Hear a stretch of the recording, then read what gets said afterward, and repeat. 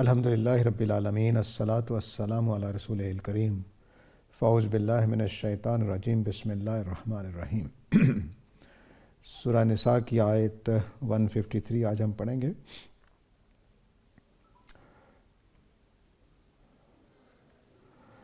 فرمایا ہے کہ یسألوک اہل الکتاب ان تنزل علیہم کتابا من السماء فقد سألوا موسیٰ اکبر من ذلک فقالوا ارنا اللہ جہرۃ فأخذتهم الصاعقۃ بظلمہم ثم اتخذوا العجل من بعد ما جاءتهم البینات فعفونا عن ذلک وآتینا موسیٰ سلطانا مبینا۔ اہل کتاب تم سے یہ مطالبہ کر رہے ہیں کہ تم ان کے اوپر ایک آسمان سے کتاب اتارو، تو اس سے پہلے یہ موسیٰ سے علیہ السلام اس سے بڑی باتیں مانگ چکے ہیں۔ تو مثلاً انہوں نے کہا تھا کہ ہمیں اللہ کو کھلا کھلا دکھا دو، تو پھر ایک کڑک نے ان کو آ لیا تھا ان کے ظلم کی وجہ سے۔ یہ جو اب بات شروع ہوئی ہے، پیچھے آپ لوگوں کو یاد ہوگا کہ اللہ تعالیٰ نے ان کے بارے میں بتایا کہ یہ رسولوں کے بارے میں فرق کرنا چاہتے ہیں، اور حضرت موسیٰ اور ان کے بعد کے کچھ رسولوں کو مان رہے ہیں، کچھ کا انکار کرنا چاہ رہے ہیں۔ اس میں حضرت عیسیٰ ایک گروہ کے نزدیک اور دوسرے گروہ کے باقی دونوں کے نزدیک حضرت محمد صلی اللہ علیہ وسلم جو ہیں ان کا انکار کر کے وہ مسلمان رہنا چاہتے تھے۔ اس کو بیان کیا اللہ تعالیٰ نے کہ صورتحال کیا ہے، اور پھر ان کے لیے اللہ تعالیٰ نے بتایا کہ تم ان کے ساتھ کیا رویہ اختیار کرو گے، لیکن پھر فرمایا آیت 151 میں کہ یہ واقعتاً کافر ہیں اور ان کے لیے ہم نے عذاب مہین تیار کر رکھا ہے۔ اور وہ لوگ جو ایمان لائے ہیں سب رسولوں پر، اللہ پر بھی، اور کسی میں بھی فرق نہیں کر رہے ہیں، تو ان کو اجر ملے گا۔ اب آگے مطالبہ اہل کتاب کا پیش کیا گیا ہے کہ یہ کہتے ہیں کہ آسمان سے کوئی تم کتاب نازل کر دو۔ اس میں یہ بات واضح رہنی چاہیے کہ یہ اللہ سے مطالبہ نہیں کر رہے ہیں۔ تنزل کے الفاظ ہیں، آپ نبی کریم صلی اللہ علیہ وسلم کو کہہ رہے ہیں کہ آپ نازل کر دیجئے ان کے اوپر کتاب۔ تو یہ تم سے کہہ رہے ہیں، یعنی اللہ تعالیٰ بتا رہے ہیں کہ یہ آپ سے کہہ رہے ہیں، نبی کریم صلی اللہ علیہ وسلم سے، اہل کتاب، کہ آپ ان کے اوپر ایک کتاب نازل کر دیں۔ یہ جو بات ہے یہ مطالبہ زج کرنے کے لیے ہے، یعنی جیسے پیچھے گزرا ہے کہ حضرت عیسیٰ علیہ السلام کے ساتھیوں نے حضرت عیسیٰ سے درخواست کی کہ اپنے رب سے کہیے کہ وہ ہمارے اوپر مائدہ نازل کر دے۔ تو یہ ایک بالکل اور طرح کا رویہ ہوتا ہے کہ آپ جس میں کہتے ہیں جی آپ اللہ سے کہیے، یہاں یہ جملہ ہے کہ آپ نازل کر دیجئے، جو ظاہر ہے کہ طنز کرنے کے لیے، تعریض کرنے کے لیے کہ آپ بڑے رسول بنے ہوئے ہیں، آپ کے پاس کچھ طاقتیں ہوں گی نا آخر، تو ذرا آسمان سے کتاب نازل کر دیجئے۔ یہ ہے اس کا مفہوم۔ اب آسمان سے کتاب تو نازل ہو رہی تھی، اس کا کیا مطلب ہے؟ من السماء کے الفاظ سے یہ واضح ہے کہ آسمان سے اترتے ہی نظر آئے، یعنی اللہ کی طرف سے تو آ رہی ہے، قرآن مجید اللہ کی طرف سے اتارا جا رہا ہے، لیکن اب وہ کہہ رہے ہیں کہ ایک کتاب اپنی کتاب کی شکل میں آسمان سے اترتی ہوئی ہمیں دکھائی دے۔ یہ وہ مطالبہ کر رہے تھے، تو پھر ہم مانیں گے آپ کو کہ آپ سچے رسول ہیں۔ یہ مطلب تھا ان کا کہ آسمان سے، سورہ بینہ میں بھی اس کو بیان کیا گیا ہے کہ اوپر سے ایک کتاب اترے اور فرشتے اس کو پڑھتے ہوئے آئیں، وہ ذرا اور مطالبہ ہو گیا تھا۔ تو یہ ان کا مطالبہ جو ہے، یہ نبی کریم صلی اللہ علیہ وسلم کے سچا رسول ہونے کی دلیل کیا مانگ رہے ہیں؟ وہ یہ کہ آسمان سے آپ ایک کتاب نازل کر دیں تو ہم مان لیں گے۔ یہ کسی بھی صاحب علم کے لیے، سمجھدار انسان کے لیے ایسا مطالبہ کرنا یہ اس کی جہالت کی نشانی ہے۔ اس وقت جو ہمیں اہل اسلام کو چیلنج درپیش ہے ملحدین کی طرف سے، وہ اسی طرح کا ہے کہ کوئی چیز ہمیں اترتی ہوئی دکھا دیں ٹھیک ہے، ہم مان لیں گے کہ خدا ہے، تو یہ مطالبہ غیر عقلی مطالبہ ہے، یہ تو بچوں کا مطالبہ ہوتا ہے، بیوقوفوں کا مطالبہ ہوتا ہے کہ ہم دلیل تو توجہ نہیں دیں گے، باتوں کی طرف توجہ نہیں دیں گے، جو آپ واضح کر رہے ہیں نقطہ نظر اس کو تو ہم توجہ نہیں دیں گے، لیکن آپ ہمیں بس آسمان سے ایک کتاب اترتی ہوئی دکھا دیں۔ اور پیچھے جو رسولوں کا معاملہ ہوا ہے اس میں کیا ہوتا تھا، حضرت موسیٰ نے عصا دکھایا، حضرت موسیٰ نے اپنا ہاتھ دکھایا، وہ کہتے ہیں یہ جادوگر ہے، تب بھی نہیں مانتے۔ تو ماننے کے لیے جو چیزیں چاہیے وہ عقلی دلائل ہیں، وہ فطری دلائل ہیں جو قرآن مجید دے رہا ہے۔ تو جو لوگ یہ مطالبہ کریں کہ ہمیں خدا کو لیب کے اندر ثابت کر دو، مان لیں گے، یہ بالکل اسی طرح کا مطالبہ تھا۔ تو یہ لوگ بھی اور وہ لوگ بھی جو اس طرح کے مطالبات کرتے ہیں کہ خدا کو ہمیں ایسے دکھاؤ کہ جیسے ہمیں نظر آ جائے، وہ آگے ان کا بھی مطالبہ سامنے آ رہا ہے۔ تو یہ مطالبہ دراصل عقل کی توہین ہے، اپنی عقل کا انکار ہے، اپنے سمجھدار ہونے کا انکار ہے۔ تو جو آدمی، جو ملحد، جو رسولوں کے مقابلے میں انکار کرنے والا یہ مطالبہ کرنا شروع کر دے کہ جی مجھے بتا، ذرا معجزہ کر کے دکھائیے تب میں مانوں گا، تو یہ عقل کے خلاف بات ہے۔ تو اس لیے تبصرہ کیا اللہ تعالیٰ نے کیا کہ یہ تم سے مطالبہ کر رہے ہیں کہ آسمان سے ایک صحیح کتاب کی شکل میں کوئی کتاب اتر آئے، آپ اتار دیجئے۔ نبی صلی اللہ علیہ وسلم کو کہہ رہے ہیں کہ آپ اتار دیجئے ایک کتاب۔ تو فرمایا کہ پریشان ہونے کی بات نہیں ہے، یہ اس طرح کی باتیں پہلے موسیٰ سے بھی پوچھ چکے ہیں، مانگ چکے ہیں، بلکہ اکبر من ذالک، اس سے بھی بڑی باتیں مطالبہ کر چکے ہیں۔ تو جو لوگ عقل سے کام لینے کی بجائے حسیات میں پھنس جاتے ہیں تو ان کا پھر یہی مطالبات ہوتے ہیں۔ وہ مطالبہ کیا تھا جو حضرت موسیٰ سے کیا تھا؟ فَقَالُوا أَرِنَا اللَّهَ جَهْرَةً، تو فرمایا کہ انہوں نے حضرت موسیٰ سے کہا تھا کہ ہمیں اللہ کو کھلم کھلا دکھا دو۔ یعنی آپ سے تو صرف یہ مانگ رہے ہیں کہ آسمان سے کتاب اترتی ہوئی آ جائے، حضرت موسیٰ سے تو انہوں نے یہ تک مطالبہ کر دیا تھا کہ اللہ تعالیٰ ہمارے سامنے کھلم کھلا نظر آ جائے۔ جہرہ جو ہے یہ پیچھے بھی ہم نے بات کی تھی، لا یحب اللہ الجہر بالسوء من القول، آیت نمبر 148 میں، اس وقت ہم نے بات کی تھی کہ اعلانیہ کوئی چیز کھلم کھلا واضح، تو یہ معنی اس کے ہوتے ہیں کہ اللہ تعالیٰ کھلم کھلا ہم دیکھ لیں، اللہ تعالیٰ کو ہمیں دکھا دو۔ یعنی جیسے نبی کریم صلی اللہ علیہ وسلم کہہ رہے ہیں کہ آسمان سے کتاب اتر آئے، اسی طرح حضرت موسیٰ کو کہہ رہے تھے آپ ہمیں دکھا دیں، آرے دکھائیے نہ ہمیں اللہ جہرتاً کھلم کھلا۔ تو یہ اب ظاہر ہے کہ بالکل ہی ایسا مطالبہ تھا جو خدا کی پوری جو اسکیم ہے اس کو سمجھے بغیر تھا۔ کسی بھی ڈسپلن کو، کسی بھی علم کو، کسی بھی تصور کو آپ اس کے اجزاء کو نہیں بعض کا سمجھ سکتے، پوری بات سمجھنی پڑتی ہے۔ تو جب تک پوری بات آپ کے ذہن میں نہ ہو تب تک آپ اجزاء میں پھنس سکتے ہیں، اجزاء کو آپ کو سمجھ آنے میں مشکل ہو سکتی ہے۔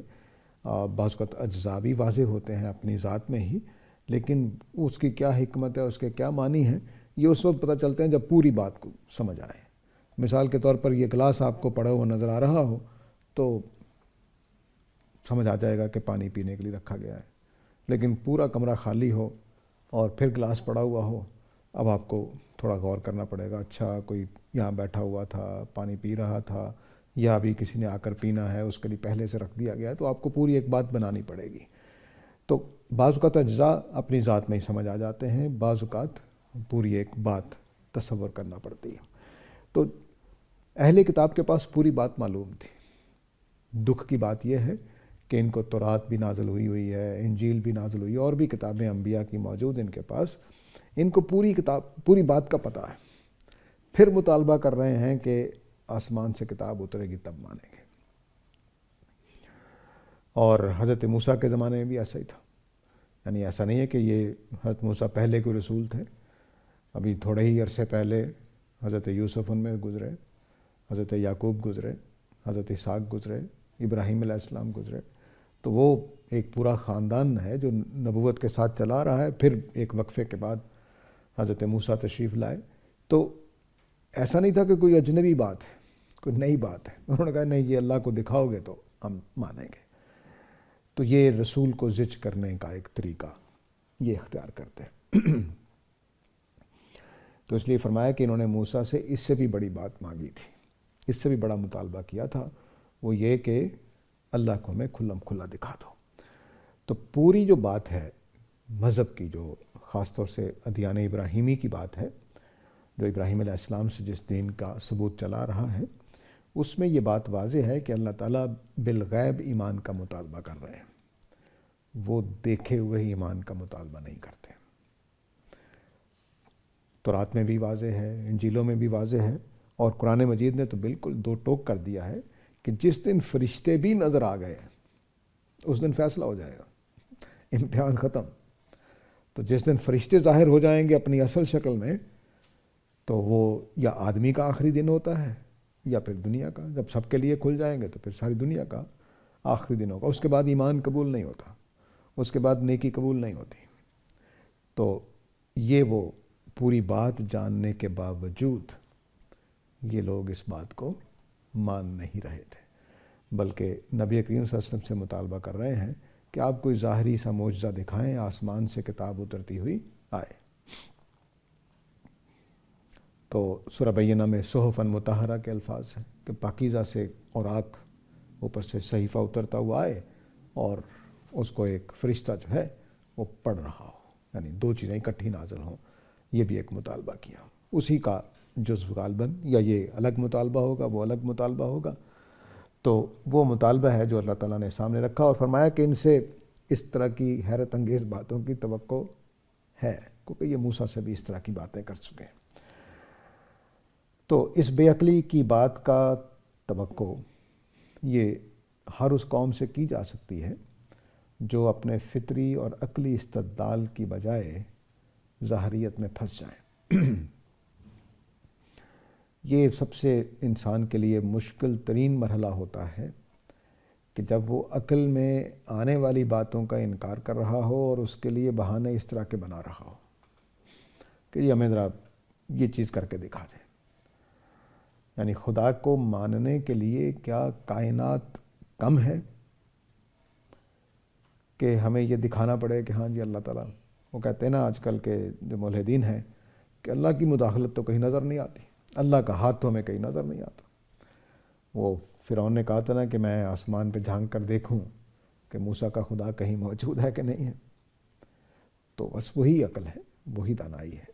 یہی مطالبہ میں شروع کر دوں کہ ذرا مجھے بگ بینگ کر کے دکھائیے، مجھے ذرا اپنی عقل باہر نکال کر دکھائیے، ذرا میز پر میں چیک کرنا چاہتا ہوں کہ آپ کے پاس عقل ہے یا نہیں ہے.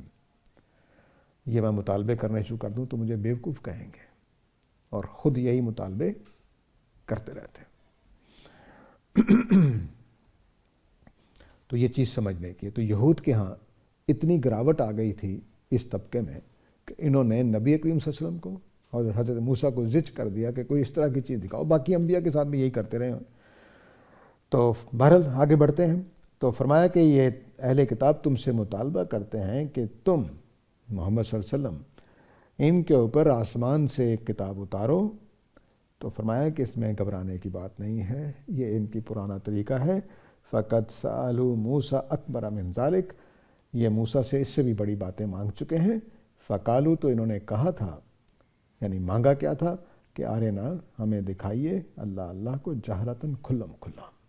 یعنی جیسے میں آپ کو دیکھ رہا ہوں، آپ مجھے دیکھ رہے ہیں، اس طرح سے ہم اللہ کو دیکھ لیں، تب ہم تمہاری بات مانیں گے. پوری بات ان کی یہ تھی. فَأَخَذَتْهُمُ الصَّاعِقَةُ، تو فرمایا کہ ایک کڑک نے ان کو آ لیا. یہ چنگاڑ سی، کڑک سی، بجلی کا جو کڑکا ہے، گرج کہہ لیجئے، وہ آئی. دونوں باتیں اگر آپ ذرا دھیان سے دیکھیں تو حضرت موسیٰ سے بھی ملتی ہیں. حضرت موسیٰ نے نیک نیتی سے ایک ایسا کیا تھا، یہ شرارت سے کر رہے تھے. انہوں نے اللہ تعالیٰ سے کہا کہ آپ میں دیکھنا چاہتا ہوں آپ کو. تو اللہ نے کہا کہ تم نہیں دیکھ سکو گے، اگر تم سامنے پہاڑ کو دیکھو، اگر وہ برداشت کر گیا تو تم بھی مجھے دیکھ سکو گے۔ تو پہاڑ کے اوپر تجلی ظاہر ہوئی اور حضرت موسیٰ بے ہوش ہو کر گر گئے۔ تو وہاں پہاڑ پہ تجلی ہوئی ہے، یہاں کڑک آئی ہے، مطالبہ ایک ہی ہے دونوں کا، لیکن وہاں سزا کے طور پر نہیں آئی، دلیل کے طور پر آئی، یہاں سزا کے طور پر آئی، کیونکہ یہ برے ارادے سے، بری نیت سے مطالبہ کر رہے تھے۔ تو فرمایا کہ ان کو ایک کڑک نے آ لیا۔ یہ کڑک اس بات کا ثبوت تھی کہ اللہ تعالیٰ اس بات سے ناراض ہوئے کہ تم نے موسیٰ سے مطالبہ کیا کہ ہم اللہ کو دیکھنا چاہتے ہیں۔ تو اب فَأَخَذَتْهُمُ الصَّاعِقَةُ بِظُلْمِهِمْ، ان کے ظلم کی وجہ سے اس مطالبے کو ظلم قرار دیا گیا۔ حضرت موسیٰ کا مطالبہ ظلم نہیں تھا، تو جو فرق ہے وہ واضح رہنا چاہیے کہ حضرت موسیٰ نے نیک نیتی سے، ایمان کے ساتھ، خلوص کے ساتھ، اللہ کو تنگ کرنے کے لیے نہیں یا اس طرح کی کسی وجہ سے نہیں، بلکہ اپنے اطمینان کے لیے، اپنے ایمان کے لیے، جیسے ابراہیم علیہ السلام کے بارے میں بھی آیا ہے کہ انہوں نے کہا کہ آپ پرندوں کو کیسے، مردہ کو کیسے زندہ کریں گے؟ تو اللہ نے فرمایا کہ تمہیں کیا اس بات پر ایمان نہیں ہے؟ تو انہوں نے کہا نہیں، میں اطمینان چاہتا ہوں۔ تو اب یہ کیا چیز ہے؟ دونوں میں فرق سمجھ لیجئے۔ رسول کو اللہ تعالیٰ چنتے ہیں ایک کام کے لیے، تو ان کے لیے کچھ اس طرح کے اقدامات اللہ تعالیٰ کرتے بھی ہیں کہ ان کو کوئی اس طرح کی چیز دکھا دے، جیسے حضرت موسیٰ کو آگ دکھائی یا تجلی دکھائی کوہ طور والی، یا ان کو حضرت ابراہیم علیہ السلام کو آسمانوں کی سیر کرائی، پرندے ان کے لیے زندہ کر دیے۔ یہ رسولوں کے لیے اللہ تعالیٰ کرتے ہیں، امتوں کے لیے نہیں کرتے۔ تو حضرت عیسیٰ کی امت نے بھی جب کہا کہ ہمیں ایک آسمان سے ایک دسترخوان اترے، کھانا لگا ہوا، تاکہ ہم اللہ کی اس نعمت کو کھائیں، اور وہ بھی اطمینان کے لیے کر رہے تھے، تو اللہ نے کہا کہ میں نازل کر دوں گا، کیونکہ وہ خراب نیت سے نہیں کر رہے تھے، یہود خراب نیت سے کر رہے تھے۔ انہوں نے کہا جی نہیں، ہم اطمینان، وہی ابراہیم علیہ السلام والی بات ہی انہوں نے کہی کہ ہم اپنے اطمینان کے لیے چاہتے ہیں کہ ہمارے بھی مائدہ اترے آسمان سے۔ تو اللہ نے کہا میں اتاروں گا، لیکن اس کے بعد پھر جس نے کوئی بری حرکت کی، ایمان کے خلاف حرکت کی، سخت سزا دوں گا۔ تو حضرت موسیٰ کے حواری چکے نیک دل لوگ تھے، تو ان کا جی نہیں ٹھیک ہے، ہم ایسے ہی ٹھیک ہیں، یعنی ان کی آزادی ختم ہو جانی تھی، ان کی آزادی ختم ہو جانی تھی۔ تو وہی بات کہ جب کوئی ایسی چیز اللہ تعالیٰ ظاہر کریں گے تو بس سب کچھ معاملہ فیصلہ ہو جاتا ہے۔ تو ان کو کہہ دیا گیا کہ نہیں، اب پھر نرمی کوئی نہیں رہے گی، یعنی اس وقت ہماری صورتحال کیا ہے کہ گناہ کر لیں، توبہ کر لیں، وہ ختم کر دیا گیا تھا کہ ہاں میں مائدہ نازل کر دوں گا، لیکن ایسا ہی ہوگا۔ اب سوال یہ پیدا ہوتا ہے کہ حضرت موسیٰ کی قوم کے ساتھ کیوں ایسا کیا گیا؟ ان کو کیوں مائدہ نازل کر؟ انہوں نے مطالبہ نہیں کیا تھا، بلکہ ہوا یہ تھا کہ ان کو سزا ملی صحرا میں رہنے کی، اس سزا کے دوران میں ان کو زندگی گزارنے کے لیے ایک سہارا دیا گیا ہے، تو وہ اس کے مقصد دوسرا تھا۔ تو فرمایا کہ ان کو ایک کڑک نے آ لیا ان کے ظلم کی وجہ سے۔ اب ظلم، یہ مطالبہ ظلم نہیں ہے، میں بتا چکا ہوں، حضرت ابراہیم نے مطالبہ کیا ہے، حضرت موسیٰ نے مطالبہ کیا ہے، خود حضرت عیسیٰ کے حواریوں نے مطالبہ کیا، اس کو اللہ تعالیٰ نے ظلم قرار نہیں دیا۔ یہ رسول کو زج کرنے کے لیے، تنگ کرنے کے لیے، بات نہ ماننے کے لیے، اور عقل کو ذلیل کرنے کے لیے کہ ہم عقلی بات پر نہیں مانیں گے تمہاری۔ اور یہ مطالبہ تب ہوا تھا جب سارے معجزات دیکھ چکے ہوئے تھے، فرعون کو غرق کرنے تک کے حالات ہو چکے ہوئے تھے، یعنی وہاں پر جادوگروں سے مقابلہ دیکھ چکے تھے، فرعون کے سامنے عصا کا سام بننے کا معاملہ دیکھ چکے تھے، ید بیضہ والا معاملہ دیکھ چکے تھے، پھر مینڈکوں کا عذاب، جوؤں کا عذاب، خون کا عذاب، جو بھی وہ 9 نشانیاں اللہ تعالیٰ نے ظاہر کی، وہ سب دیکھ چکے تھے۔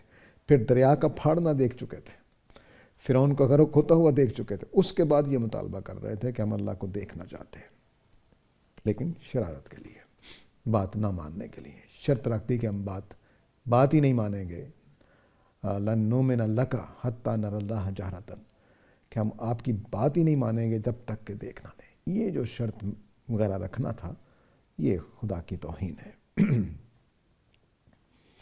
اس کو اللہ تعالیٰ نے ظلم قرار دیا ہے۔ تو ان کے ظلم کی وجہ سے ایک کڑک نے آ لیا۔ اب یہ ظاہر ہے کہ ایک جرم ہے ان کا نبی کریم صلی اللہ علیہ وسلم سے جو مطالبہ کیا تھا اس جیسا مطالبہ، اس سے بڑا مطالبہ، زیادہ سنگین، اکبر کا یہاں مطلب بڑا نہیں ہے، سنگین کے معنی میں ہے، جیسے ہم کبیرہ گناہ میں بولتے ہیں، تو اکبر سے ہی کبیرہ نکلا ہوا، تو کبیرہ نیکی ہو تو اچھی بہت بڑی نیکی، اور کبیرہ گناہ ہو تو سنگین گناہ، بڑا بہت برا گناہ۔ تو عربی زبان میں اکبر بڑا دونوں معنی میں آ جاتا ہے۔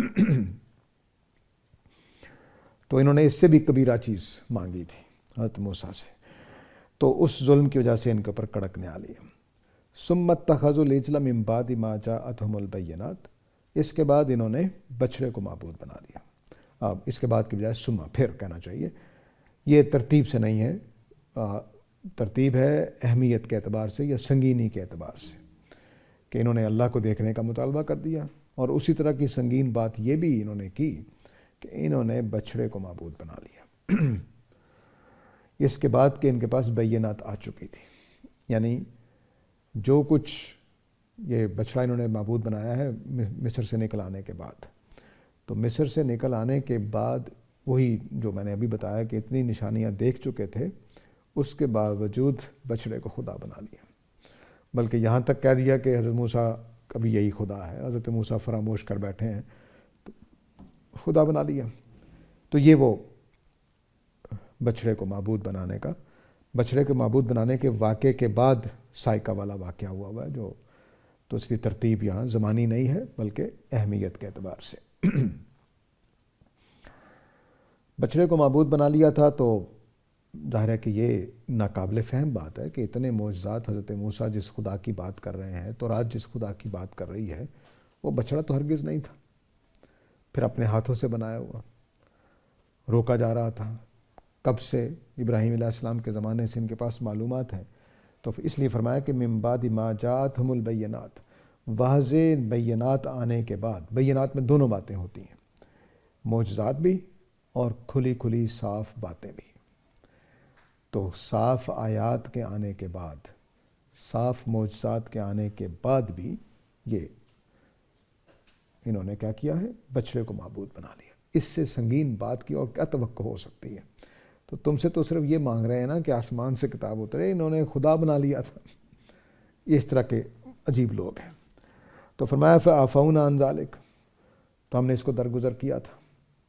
وَآتَيْنَا مُوسَىٰ سُلْطَانًا مُبِينًا، اور ہم نے موسیٰ کو سلطان مبین عطا کیا تھا۔ سلطان مبین سے سورہ البقرہ میں یہ بات گزر چکی ہے، وہاں پر ہم واضح کر چکا ہوں میں کہ سلطان مبین سے مطلب یہ ہے کہ بادشاہت کے بغیر آپ کو بادشاہ بنایا گیا ہے، کیونکہ بچڑا پوجنے کی سزا دینی تھی۔ بچڑا پوجنے کی سزا دینے کے لیے ضروری ہے کہ آپ کے پاس اقتدار ہوتا، تو حضرت موسیٰ کو قوم یہود پر یا بنی اسرائیل پر سلطان بنایا گیا، اس کی طرف اشارہ ہے کہ ہم نے ان کو درگزر کیا کہ فوراً سزا آنی چاہیے تھی، آسمان سے تباہ کر دیا جاتا، لیکن معاف کر دیا، فوراً آسمان سے سزا نہیں آئی، لیکن موسیٰ علیہ السلام کو ہم نے ان کے اوپر کھلا کھلا اقتدار دیا۔ یہ جو بات نہ مان رہے تھے وہ یہی تھی کہ حضرت موسیٰ کو بادشاہت دے دیں اپنے اوپر، مسئلہ یہی تھا۔ تو اس لیے وہ کڑک کے بعد جو معاملہ ہوا، وہ کڑک کے ذریعے سے ان کو خاموش کیا گیا، چپ کر جاؤ، اس اطاعت کو قبول کرو۔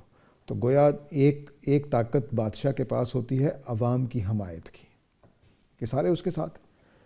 آپ سارے بادشاہوں کو دیکھیں، ایک اکیلا آدمی ہوتا ہے، کوئی بھی اس کو پکڑ کے مار دے، کیوں ایسا نہیں ہوتا؟ کیونکہ اس کی فوجیں اس کے ساتھ ہوتی ہیں، اس کی عوام اس کے ساتھ ہوتی ہے۔ تو ان لوگوں کی طاقت کہاں ہوتی ہے؟ لوگوں کے پاس، کہ لوگ ان کو تائید کر رہے ہوتے ہیں۔ لیکن حضرت موسیٰ کو اقتدار دینے کے لیے دو طاقتیں استعمال کی گئیں۔ ایک یہ کہ جو پچھلے لمبے عرصے سے فرعون سے نکال کر لانے میں جو ان کو حمایت حاصل ہو گئی ہوگی، جیسا کہ واضح بھی ہوتا ہے، وہ بھی تھی، اور دوسرا یہ کہ اس کڑکے کی روشنی میں کوہ طور کو اوپر جھکا کر، جو دوسری جگہ بیان کیا آگے بھی آ رہا ہے، دوسری جگہ اس کو صاحبان کی طرح کرنے کا بیان ہے، تو اس موقع پر حضرت موسیٰ کو 2 نشانیوں کے بعد، مزید 2 نشانیوں کے بعد، کہ ایک کڑک آئی اور ایک طور ان کے اوپر جھکا دیا گیا تھا. تو اس کے روشنی میں، اس دباؤ کے اندر، اس پریشر کے اندر ان کو بادشاہت دی گئی ہے حضرت موسیٰ کو، تاکہ وہ سزا نافذ کر سکیں. تو یہاں سے نکلنے کے بعد پھر بچڑا پوجنے کی سزا نافذ ہوئی تھی. پہلے معافی کا اعلان کیا گیا کہ جو معافی لینا چاہے لے لے، لیکن جب انہوں نے انکار کر دیا، بچڑے کو معبود بنانے کا فیصلہ کیے رکھا، تو ان کو پھر قتل کرنے کا حکم دیا گیا. سورہ البقرہ میں بیان ہوا ہے فَاقْتُلُوا أَنفُسَكُمْ، اپنے اپنے عزیزوں کو مارو، اپنے اپنے ساتھیوں کو مارو. تو باپ نے بیٹے کو قتل کیا، بیٹے نے باپ کو کیا، بھائی نے بھائی کو کیا، میاں نے شوہر کو کیا، شوہر نے بیوی کو کیا. تو بتاتے ہیں تورات والے کہ ایک ہی دن میں 6000 لوگ قتل کیے گئے. بعض روایتوں میں 3000 بھی ہے، تو 1000 بھی ہوں، بہرحال سزا نافذ کر دی گئی. یہ سلطان مبین کے بعد ہے. اقتدار حضرت موسیٰ کو خدا کے ہاتھوں کے اندر دیا گیا. تو یہ وہ اس کی طرف اشارہ ہے کہ حضرت موسیٰ کو جو کچھ پیچھے ہو چکا تھا آرام سے بادشاہ مان لینا چاہیے تھا. ہم شاید ہوتے جو اس وقت حالت ہے ہماری، تو شاید ہم حضرت موسیٰ کو خدا مان لیتے، لیکن امت میں ایسے لوگ بھی ہیں کہ وہ انکار بھی کر سکتے ہیں. لیکن بہرحال وَرَفَعْنَا فَوْقَهُمُ الطُّورَ، اور ہم نے ان کے اوپر طور کو اٹھا دیا تھا، بے میثاقہم، اس میثاق کے لیے. تو اب جو طور کو اٹھانے کا مطلب ہے کہ کچھ تفصیل واضح نہیں ہوتی. ایک بات بیان کی گئی ہے کہ وہ سائبان کی طرح اوپر ہو گیا تھا. تو گویا نیچے یہ بیٹھے ہوئے ہیں اور اوپر یہ ہے. اب یہ کیسے تھا؟ کیا زمین سے بالکل اوپر جیسے فلوٹ کر رہا ہو اس طرح سے تھا، تیر رہا ہو یعنی، یا اس کی جڑیں ایک طرف سے زمین پر تھی اور جھک گیا تھا؟ دونوں امکانات ہیں. دونوں میں سائبان بن سکتا ہے کہ زمین پر جڑیں تو اس کی تھیں کوہ طور کی، ایک کونا جیسے آپ یہ دیکھیں کہ یہ ایسے کر دیا گیا تھا، تو وہ کونا لگا بھی ہوا ہے زمین پہ اس کا، لیکن وہ ایسے ہوا ہے. اور ایک یہ ہے کہ اس طرح سے چھتری کی طرح اوپر آ جائے. تو یہ دونوں امکانات ہیں. لیکن بہرحال جو بھی ہوا وہ ظاہر ہے کہ اب وہی بیان کر سکتے ہیں جو وہاں موجود تھے. تو ہمیں بس اتنا بتایا گیا ہے کہ طور ان کے اوپر اٹھا دیا گیا تھا. بے میثاقہم، ان کا میثاق لینے کی خاطر. یہ میثاق یہ تھا کہ حضرت موسیٰ کی قلم رو میں اب تم تورات کو مضبوطی سے تھام لو گے، اس کے اوپر عمل کرو گے. کچھ احکام اللہ نے یہاں بیان کر دیے ہیں اور کچھ کا صرف حوالہ ہی ہے کہ ان کے میثاق لیا گیا. وَقُلْنَا لَهُمْ ادْخُلُوا الْبَابَ سُجَّدًا، اور ہم نے میثاق لیتے ہوئے یہ بھی کہا تھا کہ اس شہر میں تم نے داخل ہونا ہے سر جھکائے ہوئے. یہ اریحا، فلسطین، کنعان، کئی نام لیے گئے ہیں. بہرحال جو ارض موعود تھی جو ان کو دینے کا وعدہ تھا حضرت موسیٰ کے ذریعے سے، اس کی طرف ان کو جانے کا حکم دیا گیا تھا کہ اس شہر میں تم نے داخل ہونا ہے، لیکن داخل ہونا ہے سر جھکائے ہوئے. مولانا اصلاحی نے یہاں الباب سے مطلب مسجد کا دروازہ لیا ہے، یعنی عبادت گاہ کا. بعض پہلوؤں سے الباب عبادت گاہ کو بھی کہتے ہیں. تو انہوں نے ان کا ذہن ادھر گیا ہے کہ اب تم نے اپنے عبادت گاہ میں داخل ہونا ہے سر جھکائے ہوئے. لیکن بہرحال یہ شہر کی طرف اشارہ واضح ہے.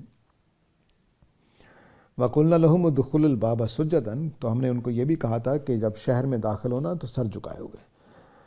نبی کریم صلی اللہ علیہ وسلم نے اس حکم کی پیروی کی. مجھے یہ جب میں پڑھتا ہوں آیت یہ، اور وہ واقعہ مجھے یاد آتا ہے کہ جب فتح مکہ کے موقع پر نبی کریم صلی اللہ علیہ وسلم اپنا سر جھکائے ہوئے، آپ کا سر آپ کے اونٹ کی کوہان سے لگ رہا تھا. یہ منظر اس آیت کی تعبیر ہے. یعنی کہا ان کو تھا، عمل کون کر رہا ہے؟ محمد صلی اللہ علیہ وسلم. یہ انبیاء کے اندر جو خدا کے احکام کو ماننے کی جو اعلیٰ ترین صلاحیت ہے، اس کا یہ مظہر ہے کہ کہا ان کو گیا ہے، لیکن آپ نے سمجھا کہ اللہ کو پسند ہے کہ فاتح کے طور پر جب کسی شہر میں داخل ہوا جائے تو سر جھکا کے داخل ہوا جائے۔ تو فرمایا کہ میں نے ان سے کہا تھا کہ جب شہر میں داخل ہونا تو سر جھکا کے داخل ہونا۔ انہوں نے تو سر نہیں جھکایا، لیکن نبی کریم صلی اللہ علیہ وسلم نے سر جھکایا ہے۔ تو یہ بہت ہی دل نواز قسم کی اطاعت ہوتی ہے، بہت دل نواز قسم۔ وَقُلْنَا لَهُمْ لَا تَعْدُوا فِي السَّبْتِ، اور ہم نے ان کو یہ بھی کہا تھا کہ سبت کے معاملے میں حدود سے تجاوز نہ کرنا۔ سبت ہمارے محققین کے مطابق، جس میں میرے استاد گرامی بھی شامل ہیں، ان کا کہنا یہ ہے کہ سبت ہفتہ نہیں ہے جیسا اب یہود نے بنا لیا ہوا ہے، بلکہ یہ جمعے کا دن ہی تھا، تو انہوں نے ایک دن آگے بڑھا لیا،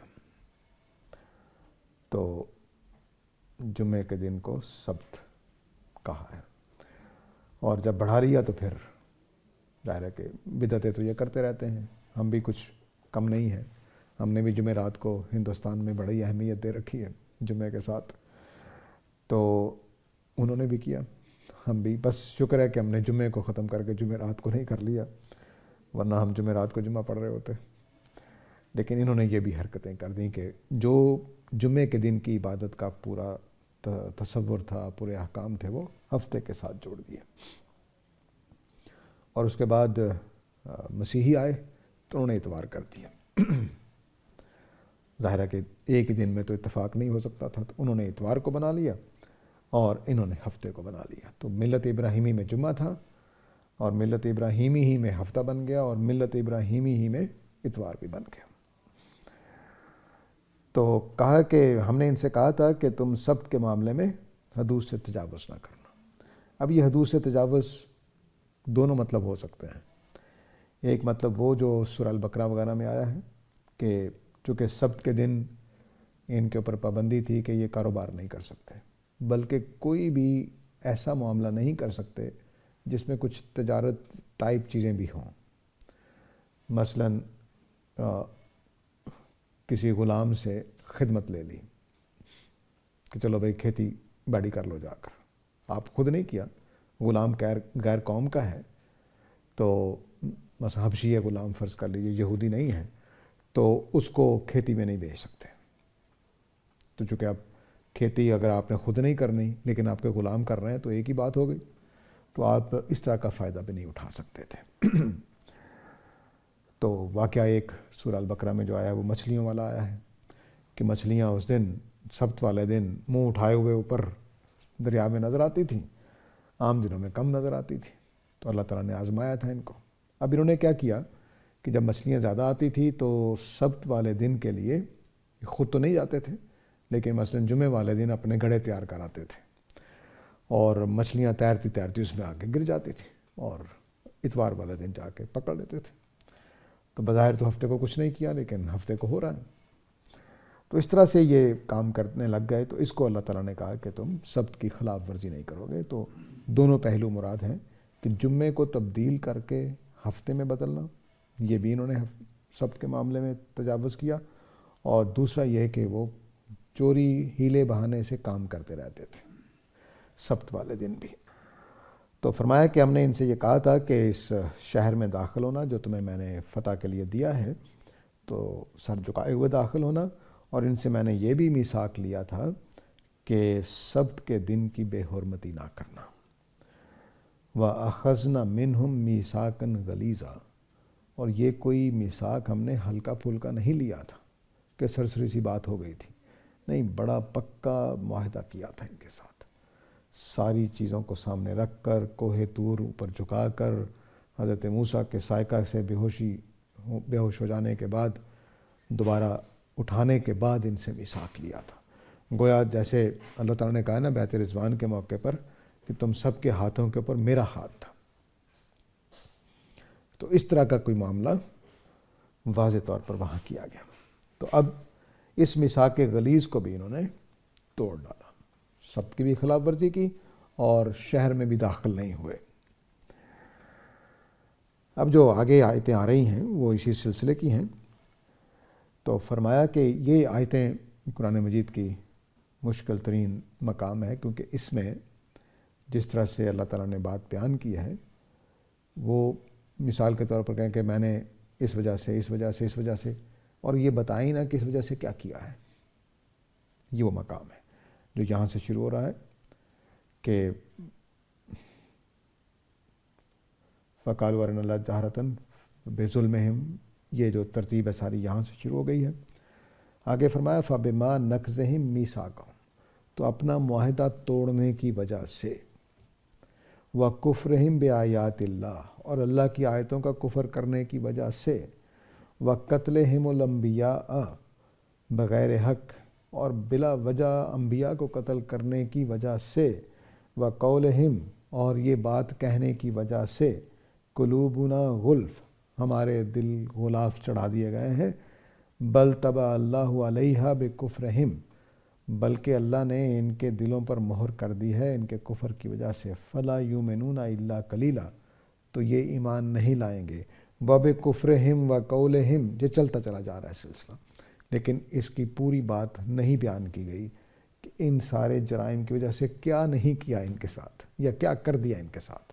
وہ کلام کے اندر سے مفہوم ہو رہا ہے، وہ انشاءاللہ پڑھتے جائیں گے تو سمجھتے جائیں گے۔ تو فَبِمَا نَقْضِهِمْ مِيثَاقَهُمْ، تو جو عہد باندھا تھا کوہ طور کے نیچے، وہ انہوں نے توڑ دیا، اس کی بہت ساری چیزیں پوری نہیں کی، نہ شہر میں سر جھکائے ہوئے داخل ہوئے، نہ سبت کا احترام کیا، اور بھی بہت ساری چیزیں۔ تو فرمایا کہ اس وجہ سے کہ انہوں نے ہمارے میثاق کو توڑ ڈالا۔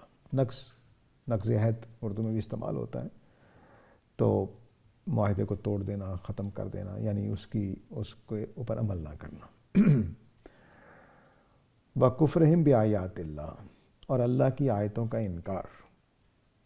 ظاہر ہے جب جو میثاق لکھا گیا تو اس میثاق میں جتنے جملے تھے وہ اللہ کی آیتیں ہی تو تھیں، تو اس کا بھی انکار ہوا، تورات کا بھی انکار ہوا، اس میں بھی اللہ کی آیتیں ہیں، اور آج نبی کریم صلی اللہ علیہ وسلم کا انکار کر رہے ہیں وہ۔ وَقَتْلِهِمُ الْأَنْبِيَاءَ بِغَيْرِ حق، اور بلا وجہ کوئی حق نہیں پہنچتا تھا کہ انبیاء کو قتل کریں۔ حق کا مطلب ہے کہ کسی نبی نے قتل کیا ہو تو قتل کیا جا سکتا ہے، یا کسی نبی نے نعوذ باللہ فساد مچایا ہو تو یہ حق بنتا تھا، لیکن کسی نبی نے نہ کوئی فساد کیا نہ کسی کو قتل کیا۔ حضرت موسیٰ کے ہاتھوں جو قتل ہوا وہ بھی قتل خطا ہے، اس پر سزائے موت نہیں ہوتی، یہ اسلامی شریعت میں بھی واضح ہے اور پرانی شریعتوں میں واضح ہے۔ تو فرمایا کہ اس وجہ سے کہ انہوں نے ہمارا عہد توڑ دیا، اور اس وجہ سے کہ انہوں نے اللہ کی آیتوں کا انکار کیا، اور اس وجہ سے کہ انہوں نے انبیاء کو بغیر وجہ کے قتل کرنے کی کوشش کی، کچھ کو قتل بھی کیا، کچھ میں ناکام ہو گئے۔ آگے حضرت عیسیٰ کا ذکر آئے گا کہ انہوں نے ان کو بھی قتل کرنے کی کوشش کی، وہ اللہ کے رسول ہیں۔ وَقَوْلِهِمْ، اور ان کے اس قول کی وجہ سے، اس بات کی وجہ سے کہ قلوبنا غلف، ہمارے دل غلاف کے اندر ہیں۔ یہ ان کا بڑا متکبرانہ جملہ تھا۔ یہ کہتے تھے کہ اللہ تعالیٰ نے، ہم ابراہیم علیہ السلام کی اولاد ہیں، تو اللہ تعالیٰ نے ہمارے دلوں کے اوپر نا غلاف چڑھا دیا ہوا ہے، غلط باتیں اس میں داخل ہی نہیں ہو سکتی، یہ فرماتے تھے۔ میں نے اپنے مسلمان بھائیوں میں سے بھی بعض کے ہاں سے یہ جملے اس طرح کے سنے ہیں کہ یہ اللہ نے ہمارے دلوں کو محفوظ کر رکھا ہے، وہ تمہاری باتیں اس پر اثر انداز نہیں ہو سکتی۔ تو یہ وہی بات ہے، یہ متکبرانہ جملہ ہے، خاص طور سے اللہ کی بات کے، ہماری بات تو چلو ٹھیک ہے کوئی کہہ سکتا ہے، لیکن اللہ اور اللہ کے رسول کی بات کے مقابلے میں یہ بات نہایت سنگین بات ہے۔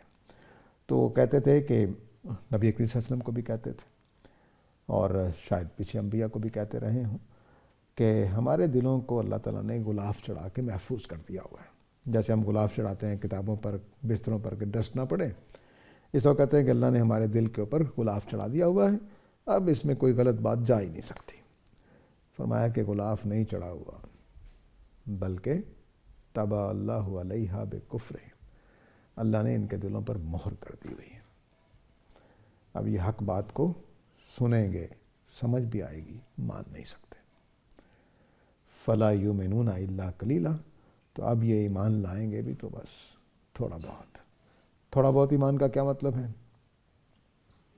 دو مطلب ہو سکتے ہیں، کہ ان میں سے کچھ ہی لوگ ایمان لائیں گے، الا قلیلا منہم مفہوم ہو جائے گا، اور دوسرا یہ مفہوم ہوتا ہے کہ ایمان لائیں گے تو وہ جو ہلکی پھلکی دل میں خیال سا ہوتا ہے نا، ہاں بات تو ٹھیک لگ رہی ہے، بس اس کے مطابق نہ کوئی عمل، نہ کوئی اس کے مطابق تبدیلی، تو یہ دونوں مطلب ہو سکتے ہیں۔ تو فرمایا کہ ان باتوں کی وجہ سے اب یہ ایمان نہیں لائیں گے۔ یہ جو ایمان نہیں لائیں گے یہ ساری بات میں پوشیدہ ہے، وہ آگے چل کر واضح میں کروں گا، لیکن یہ آیت 155 کا آخری جملہ یاد رکھنا ہے کہ فَبِمَا نَقْضِهِمْ وغیرہ کی جتنی بھی چیزیں آگے بیان ہو رہی ہیں، اس میں فَلَا يُؤْمِنُونَ کا مفہوم ہے کہ ان جرائم کی وجہ سے، عہد توڑنے کی وجہ سے، اللہ کی آیتوں کا انکار کرنے کی وجہ سے، اور انبیاء کو قتل کرنے کی وجہ سے، اور یہ بات کہنے کہ ہمارا دل میں اللہ نے محفوظ کر رکھا ہے، یہ ایمان نہیں لائیں گے۔ ان جرائم کی وجہ سے ایمان نہیں لائیں گے۔ کیوں؟ ان جرائم کی وجہ سے ختم قلوب ہو گیا ہے۔ تو آگے ساری باتیں بھی ختم قلوب اور ایمان نہ لانے کی ہیں۔ تو یہ اب یہود کے سارے کارناموں کا ایک خلاصہ سا یہاں بیان ہوگا، جس کی بات یہ بتایا جائے گا کہ نبی کریم صلی اللہ علیہ وسلم پر یہ ایمان کیوں نہیں لا رہے، اور اب ان کے لیے کیا انجام ہے۔ تو انشاءاللہ اگلی نشست میں اگلی آیات کو دیکھیں گے۔ یہاں پر روک لیتے ہیں۔ وآخر دعوانا ان الحمدللہ رب العالمین۔ اب میں سوالات کے لیے حاضر ہوں۔ سر محمد حاذق صاحب کا سوال ہے کہ قرآن مجید کا ہم جب مطالعہ کرتے ہیں تو اس میں اللہ کے تمام احکامات بالکل واضح ہمیں سمجھ آتے ہیں، لیکن ایک بات جو سمجھ میں نہیں آتی وہ یہ کہ اللہ تعالیٰ ہر آیت میں، مطلب ہر دوسری آیت میں انسانوں کو اتنا ڈراتے کیوں ہیں؟ ابھی میں نے 6 آیتیں پڑھی ہیں، اس میں تو نہیں ڈرایا اللہ تعالیٰ نے۔ دیکھیے، ڈرانے کا لفظ جس طرح سے آپ نے استعمال کیا وہ درست نہیں ہے۔ وارننگ کرنا چاہیے، وارن کرتے ہیں اللہ تعالیٰ، خبردار کرتے ہیں۔ قرآن نے اس کے لیے اپنے اس مضمون کے لیے انذار کا لفظ استعمال کیا، خبردار کرنا، آگاہ کرنا۔ تو وہ آدمی نہایت حکیم ہے اور ہمارا خیر خواہ ہے جو ہمیں برے انجام سے ڈرا رہا ہو، آگاہ کر رہا ہو۔ تو اس میں کوئی بری بات نہیں ہے۔ آپ نے جو اس کو لفظ دے دیا ہے وہ لفظ ٹھیک نہیں ہے، جو تصور دے دیا وہ تصور ٹھیک نہیں ہے۔ تو جو بھی آپ کو بتائے کہ بھئی مثلا میری والدہ بتاتی تھی نہیں پڑھو گے تو فقیر بن جاؤ گے، مزدوری کرنی پڑے گی، تو وہ کوئی ڈرا رہی تھی یا میری خیر خواہی کر رہی تھی؟ تو یہ خیر خواہی ہے۔ سر یہ سوال ان کا نام نہیں ہے کوئی؟ سوال کا نام نہیں ہے یا کرنے والے کا نام؟ ان کا نام کچھ اور لکھا ہے، یعنی اصل نام نہیں لکھا ہوا۔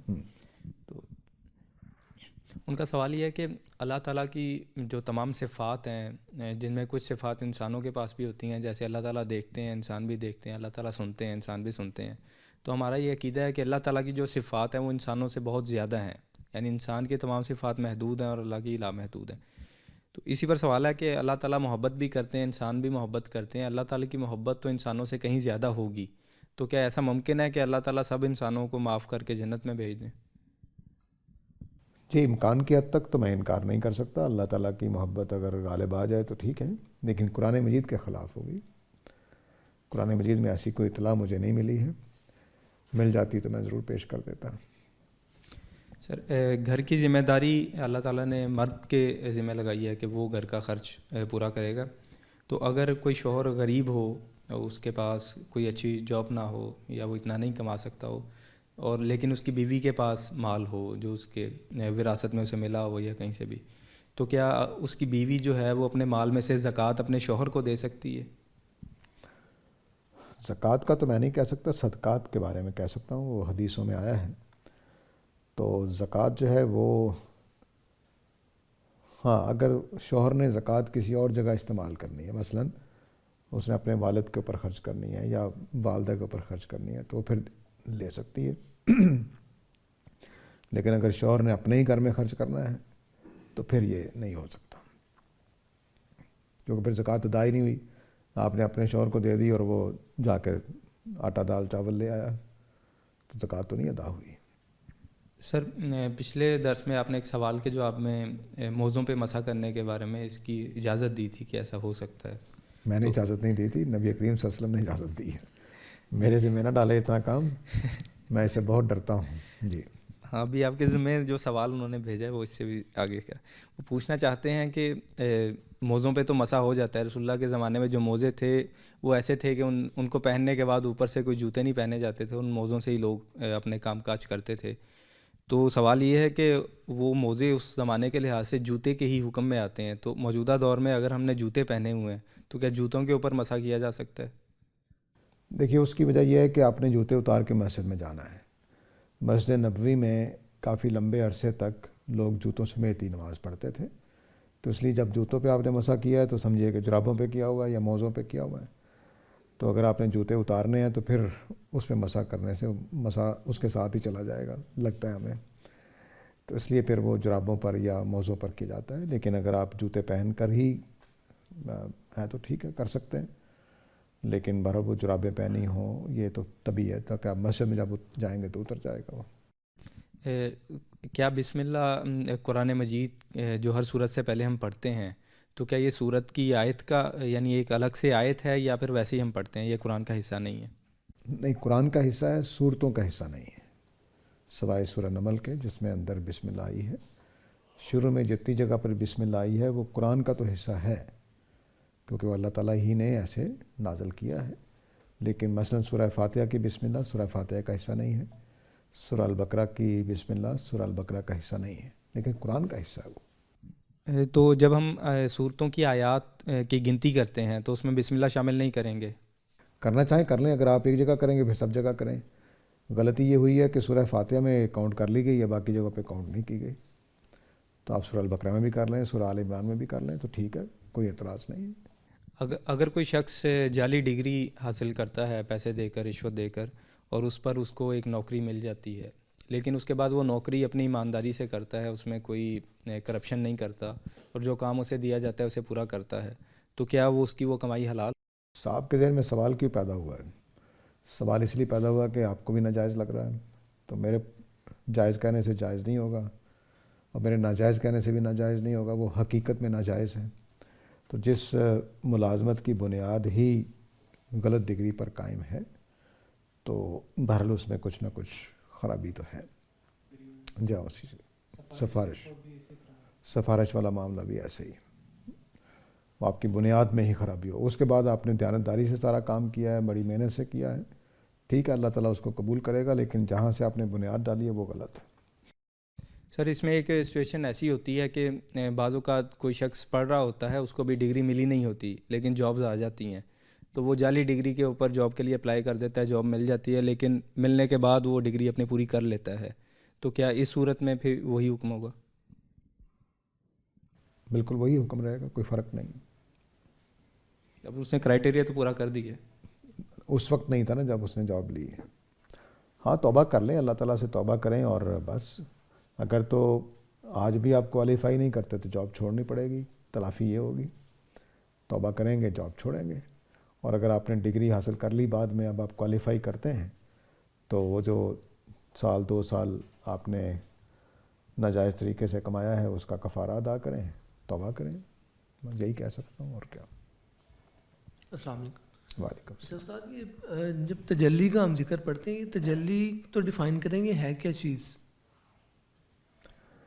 مختلف تعبیریں ہمارے ہاں اختیار کی گئی ہیں. کیا ہوا وہ حضرت موسیٰ ہی بتا سکتے ہیں, ان کے سامنے جو ہوا, یا اللہ تعالیٰ بتا سکتے ہیں. تو تجلی ہمارے ہاں یہ ہے کہ اللہ نے روشنی ڈالی, اپنا نور ڈالا اس کے اوپر, تو بس ہو گیا. ہمارے ہاں یہی تصور ہے.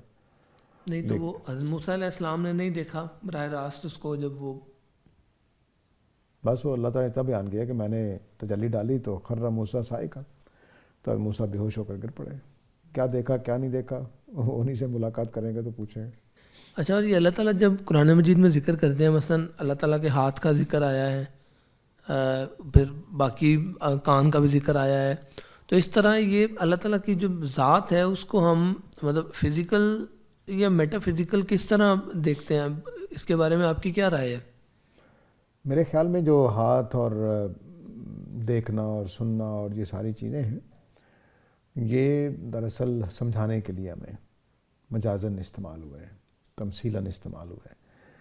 ایسا نہیں کہ میرے آپ کے جیسے ہاتھ ہیں ویسے ہی اللہ کے ہاتھ ہیں, ایسا نہیں. ویسے نہ بھی ہوں لیکن ایک وہ فزیکل فنومینا بنتا ہے یا میٹا فزیکل اگر دیکھیں تو پھر تو یہ چیزیں سمجھ میں نہیں آتی. ذات کے بارے میں ہم کچھ بھی نہیں کہہ سکتے, بالکل خاموشی ہے. ذات کا کچھ چیزیں ہیں جیسے اللہ تعالیٰ نے بیان کیا ہے کہ میں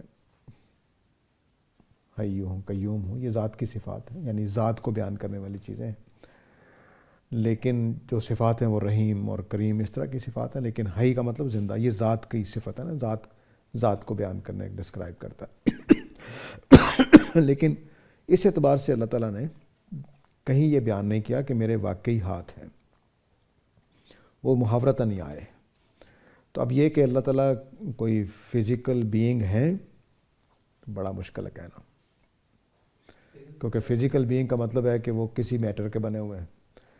ہم فزیکل بینگ کا مطلب میٹیریل سے بنی ہوئی چیز, مادی چیز. ہاں مادی چیز, وہ ہم نہیں مان سکتے, وہ بڑا مشکل ہے. کہ خدا جس چیز کے بنے ہوئے ہوں گے وہ چیز پہلے ہونی چاہیے. لیکن اس میں استاد آج کل ایک بحث بھی یہ چھڑی ہوئی ہے اور یہ الہاد کی طرف سے یہ سوال بھی کیا جاتا ہے جس پہ بہت سے لوگ مذبذب بھی ہیں کہ یہ مطلب یہ خدا کو آپ فزیکل کہیں یا میٹا فزیکل کہیں, تو اگر خدا کی طرف سے اس کا کوئی جواب نہیں ہے تو ایسے سوالوں کے جواب میں پھر کیا دلیل دینی چاہیے, کس طرح کی گفتگو ہونی چاہیے؟ نہیں, خدا کو ہم میٹا فزیکل کہہ سکتے ہیں اس سینس میں کہ وہ ہماری 5 سینسز کی رینج میں نہیں آتا. لیکن میٹا فزیکل کے کئی ایسے پہلو ہیں جو فلسافیکل ہوتے ہیں, میں ان سے اوائڈ کرنا چاہتا ہوں بس. اور اس میں پھر وہ یہ کہتے ہیں نا کہ میٹا فزیکل کا پھر فزیکل کے ساتھ ریلیشن کیسے بن رہا ہے؟ نہیں, وہ تو جیسے سافٹ ویئر کا ریلیشن ہارڈ ویئر سے بنتا ہے, وہ تو ایسی مشکل چیز نہیں ہے. یہ مشکل اس لیے انہوں نے پیدا کر دی کہ ابھی تک خود ان کو بھی سمجھ نہیں آ رہی دور جدید کے لوگوں کو کہ ہمارے دماغ کا علم سے کیا تعلق ہے. یعنی آپ کو ڈیٹا دیا جاتا ہے, پڑھائی جاتی ہیں چیزیں, یا آپ ڈیٹا کلیکٹ کرتے ہیں اور ایک نئی تھیوری دے دیتے ہیں. یہ اس کو کہتے ہیں, یہ بھی فزیکل فنومینا ہے. جس دن یہ مسئلہ حل ہو جائے گا اس دن اس کا بھی جواب دینا آسان ہو جائے گا کہ نہیں, علم اور میرے دماغ کا باہمی تعلق کیا ہے, نیا بالکل نیول آئیڈیا کہاں سے آتا ہے, کیا وہ کوئی فزیکل ایکٹیویٹیز ہے؟ تو ایسا کیوں نہیں ہوتا پھر کہ میرے دماغ میں وہ ڈیٹا ڈالا گیا تو میں نے بھی ایک تھیوری بنائی, آپ کے دماغ میں ڈالا گیا آپ بھی ایک تھیوری بنائیں. اگر فزیکل ہو تو ایسا ہونا چاہیے, لیکن ایسا نہیں ہے. وہی میٹیریل آئنسٹائن پڑھتا ہے, وہی ڈیٹا اس کے پاس ہوتا ہے, تو پتہ نہیں کہاں سے کہاں بات کو پہنچا دیتا ہے. اور وہی ڈیٹا اسٹیفن ہاکنگ پڑھتا ہے تو بات کو کہیں اور لے جاتا ہے, وہی ڈیٹا نیوٹن پڑھتا ہے تو کہیں اور لے جاتا ہے. تو اس کا مطلب ہے کہ نہیں, یہ کوئی فزیکل فنومینا نہیں لگتا میرے خیال میں. علم کی پروڈکشن دماغ کے اندر یہ کوئی فزیکل فنومینا نہیں لگتا مجھے. لیکن سر اس پہ تو انہوں نے ایک ایکسپیریمنٹ بھی کیا ہے. مطلب وہ یہ کہتے ہیں کہ یہ سارا کچھ ایک طرح سے اسکرپٹڈ ہے اور یہ فری ول کے خلاف تو باقاعدہ انہوں نے ایک ایکسپیریمنٹ کیا. وہ سیم ہیرس نام کا شاید کوئی بندہ ہے اس کا, وہ بڑا مشہور ہے, کہ انہوں نے وہ دیکھا جی وہ پانی کا گلاس جب انہوں نے دیا اس بندے کو تو وہ ٹرانسمیٹر وغیرہ لگا کے انہوں نے چیک کیا تو وہ پانی جب پینے کے لیے اس نے اپنا ہاتھ بڑھایا تو اس سے پہلے ہی اس کے وہ نیورونز ایکٹیو ہو چکے تھے جن سے اس نے پانی پینا تھا. تو وہ ایکٹیویٹی تو اس سے پہلے, اس سے وہ کہتے ہیں فری ول نہیں ہے, یہ پری ڈیسٹنڈ ہے, سب کچھ ایسے ہی لکھا ہوا ہے. مثلا ایک شخص جو بھی کر رہا ہے پری ڈیسٹنڈ ہے, لکھا ہی ایسے ہوا ہے, اس میں آپ کی مرضی تو ہے ہی نہیں. جب آپ میرے تقدیر کا کانسیپٹ سمجھ لیں گے تو اس میں یہ سوال پیدا نہیں ہوتا. تقدیر میں لکھا ہوا ہے میں نے گلاس پکڑنا ہے, پانی پینا ہے. اصل مسئلہ ہے کہ میں نے پانی پیتے ہوئے وہ علمی رویہ کیا اختیار کیا ہے, ذہنی رویہ. کیا میں بددیانت ہوں, جھوٹا ہوں, فریب دے رہا ہوں, دھوکہ دے رہا ہوں؟ یہ کام ایک اور چیز ہے. باقی تقدیر تو پریڈسٹائنڈ ہے, کوئی شبہ ہی نہیں ہوگی, مجھے اس سے کوئی انکار ہی نہیں ہے. تو میرے حالات گزر رہے ہیں اس وقت, مثلا میرے دماغ میں جو چیزیں بھی چل رہی ہیں وہ ہو سکتا ہے کہ ابھی میں نے ہاتھ ہلایا ایسے کر کے تو پہلے سے لکھا ہوا ہے, تو کیا فرق پڑتا ہے؟ میرا ایمان چیک ہو رہا ہے, تو میرا امتحان وہاں پہ ہے. نہیں سر, ایک تو چیز ہے کہ پہلے سے لکھا ہوا ہے, وہ تو ہم سمجھتے ہیں کہ لکھا ہوا ہے, لیکن ایک یہ چیز ہے کہ میں اپنی مرضی سے کچھ کر رہا ہوں. جیسے میں یہ سوال کر رہا ہوں تو میں اپنی مرضی سے کر رہا ہوں, ایسا مجھے لگ رہا ہے. ہمارا دائرہ جو محدود ہے آزادی والا, بہت محدود دائرہ ہے. اس کو ہم ڈٹرمن کیسے کریں گے؟ یہ ڈیوائسز لگانے سے کریں گے کہ انہوں نے ایک ڈیوائس لگا کے میرے دماغ کو پیغام دیا تو یہ اس کا میں پابند ہو گیا ہوں اس میسج کا. یہ ضروری تھوڑا ہے کہ ہر وقت وہ کوئی میسج اوپر سے آ رہا ہے, یہ تو نہیں ہے. کیسے ثابت ہوگا کہ جیسے میرا وہ ڈیوائس لگا کے آپ نے مجھے پیغام دیا ہے ویسے ڈیوائس لگے ہوئے ہیں مجھے؟ اگر وہ لگے ہوتے تو آپ کا یہ ٹیسٹ کرنے والا چیز تبدیل نہ کر سکتی اس کو. یہ اس بات کا ثبوت ہے کہ آپ کے ڈیوائس نے مجھے پانی کا گلاس پکڑ کے پینے پہ مجبور کر دیا ہے. یہ اس بات کا ثبوت ہے کہ میں آزاد ہوں. نہیں سر, ڈیوائس کی وجہ سے پانی نہیں پی رہے. وہ کہہ رہے ہیں جب وہ پانی پینے لگا تو اس کے ہاتھ بڑھانے سے پہلے ہی اس کے اندر وہ ایکٹیویٹی ہو گئی کہ اس نے پانی پینا ہے. نہیں, وہ پہلے ہو گئی ہے, اسی کی وجہ سے. اب وہ کہاں سے میسج آ رہا ہے؟ اس کے اپنی ضرورتوں سے پیدا ہو رہا ہے نا. پیاس تو ضرورتوں سے پیدا ہوتی ہے نا. تو آ گیا میسج. انہوں نے, میں جو مثال دے رہا ہوں وہ یہ ہے کہ انہوں نے ایک آدمی کو لٹا دیا, اس کو ڈیوائس لگا دیا تو اس کو ہاتھ ہلانے کا حکم دیا انہوں نے, تو ہاتھ ہلایا اس نے, بے ہوش پڑا ہوا. اور لیکن ہوش میں جب ہاتھ ہلایا وہی, تو اسے پوچھا تم نے اپنی مرضی سے ہاتھ ہلایا؟ ہاں اپنی مرضی سے ہاتھ ہلایا. تو یہ اس کو میں ملا کر دونوں باتیں جو ٹیسٹ ہے وہ یہ ہے, اس کو ملا کر میں یہ بات کہہ رہا ہوں کہ یہ میں اس میرے ڈیوائس لگنے سے جو میں نے گلاس پکڑا ہے تو یہ بتا رہا ہے کہ نہیں وہ ڈٹرمنٹ نہیں ہے, تو ہم تبدیل کر سکتے ہیں. تو ڈٹرمنٹ ہے, ڈٹرمنٹ نہیں بھی ہے. ہم کچھ آزاد ہیں, بہت ساری جگہوں پہ پابند ہیں. اصل بات اتنی ہے. اب جو دائرہ آزادی کا ہے وہ امتحان کا دائرہ ہے, جو امتحان کا دائرہ نہیں وہاں ہم پابند ہیں. سر, غوثیہ خان صاحبہ کا سوال ہے کہ جب یہ سوال کیا جاتا ہے کہ علماء میں اختلاف کیوں ہے, اگر سب علماء قرآن مجید پڑھتے ہیں, وہی حدیث پڑھتے ہیں, تو پھر نتائج ایک دوسرے سے کیوں مختلف ہو جاتے ہیں؟ ایک ہی آیت سے ایک عالم کوئی تفسیر کر رہا ہے, دوسرا عالم کوئی مختلف. تو اس کے جواب میں یہ 2-3 جواب دیے جاتے ہیں کہ یہ کہ کسی کے پاس علم کم تھا, یا یہ کہہ دیا جاتا ہے کہ کوئی پہلو اس سے مخفی رہ گیا ہے, یا پھر اس نے اس طریقے سے نہیں سوچا, یا اس پر کوئی تہذیبی اثر تھا, اس طرح کی چیزیں. تو سوال یہ ہے کہ اس چیز کا پیمانہ کیا ہے؟ یعنی جب آپ کہتے ہیں کہ فلاں عالم کی رائے غلط ہے اور یہ جو میں بتا رہا ہوں یہ صحیح ہے, تو اس چیز کا پیمانہ کیا ہے جس کے تحت آپ یہ جان سکتے ہیں کہ آپ جو بیان کر رہے ہیں اس میں آپ سے کوئی چیز مخفی نہیں رہ گئی, آپ صحیح بیان کر رہے ہیں اور باقیوں نے اس چیز کو غلط بیان کیا؟ دیکھیے, جو پیمانہ اس کا یہ ہے کہ اپنے آپ کو متواترات پہ قائم کر لیں. بس یہ وہ واحد جگہ ہے جہاں پر ہمیں اختلاف نہیں ہوتا, شک و شبہ سے بالا تر ہوتا ہے. تو جو دائرہ تواترات کا ہے, متواتر دین جہاں بیان ہوا ہے, وہاں بے فکر ہو کے اس کو معیار بنا لیں. جو چیز متواترات کے مطابق ہوگی وہ درست ہے, جو متواترات کے مطابق نہیں ہوگی وہ غلط ہے. بس یہ سادہ پکا اصول ہے. اب جن دائروں میں متواترات نہیں ہیں ان میں قیامت تک کوئی حل موجود نہیں ہے, وہ اختلافات رہیں گے. مثلا نماز پڑھنی ہے کہ نہیں پڑھنی, متواتر پہ کھڑا ہے. اگر کوئی عالم دین آپ کو کہہ رہا ہو کہ نماز نہیں پڑھنی ہے تو یہ تواتر کے خلاف ہے اس کی بات, یہ ہم چیک کر سکتے ہیں. لیکن یہاں جو میں بتا رہا ہوں آیت 155 میں جو میں نے بتایا کہ فلا یؤمنون الا قلیلا, تمام جتنی بھی لسٹ کی گئی ہے اس کا جواب یہ آئے گا. تو یہ اختلاف ہو سکتا ہے. سر, یہ ایک سوال ہے, وہ کہتے ہیں کہ آپ نے ایک سوال کے جواب میں یہ کہا تھا کہ رفع الیدین جو کرنے والے لوگ ہیں وہ تو 30% ہیں اور جو نہیں کرتے وہ 70% ہیں, اور یہ رفع الیدین کرنا تواتر سے ثابت نہیں ہے. وہ سوال یہ پوچھ رہے ہیں کہ اگر کچھ سال بعد رفع الیدین کرنے والوں کی تعداد زیادہ ہو جائے تو کیا پھر ہم یہ کہہ سکتے ہیں کہ یہ عمل تواتر ہے اور دوسرا عمل ٹھیک نہیں ہے؟ اور دوسرا یہ کہ کیا کوئی بھی عمل جس پر امت کی اکثریت کاربند ہے, کیا وہ تواتر ہوتا ہے؟ نہیں, تواتر کا مفہوم ہی آپ پہ واضح نہیں ہے, اس لیے یہ سوال پیدا ہوا ہے. تواتر کا مطلب یہ نہیں ہوتا کہ کسی زمانے میں امت کی اکثریت نے اس کو قبول کر لیا ہے.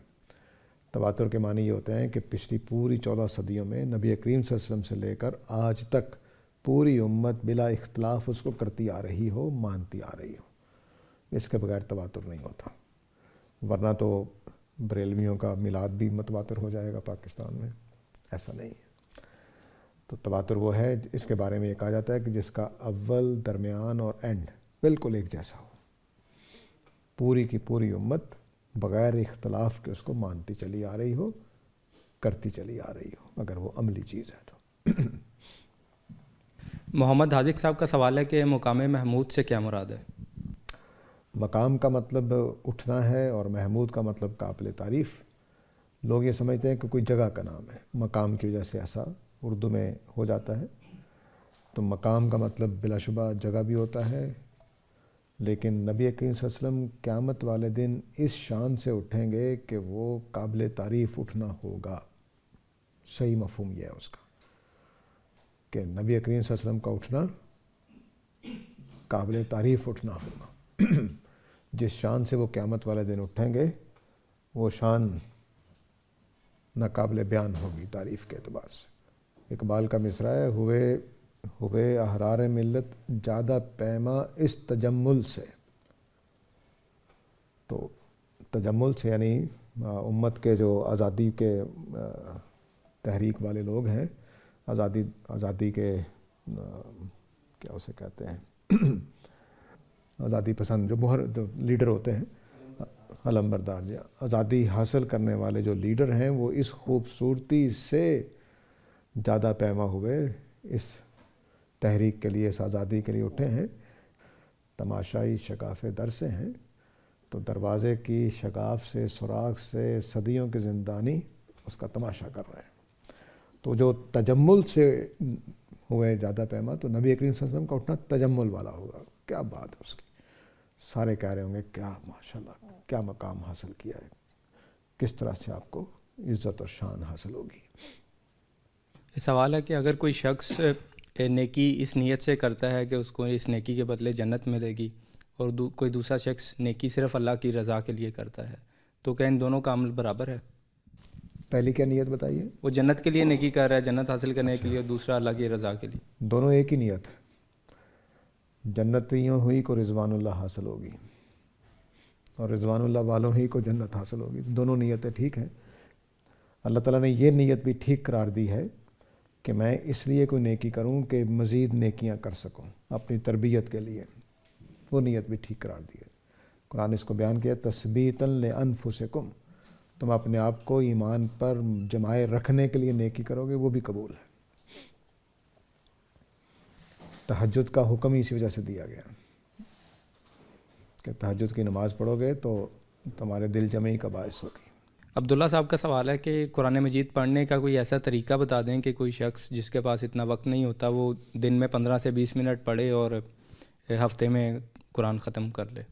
ہفتے میں قرآن ختم کر لیں؟ انہوں نے ایسے ہی لکھا ہے۔ یہ کسی جادوگر کے پاس چلے جائیں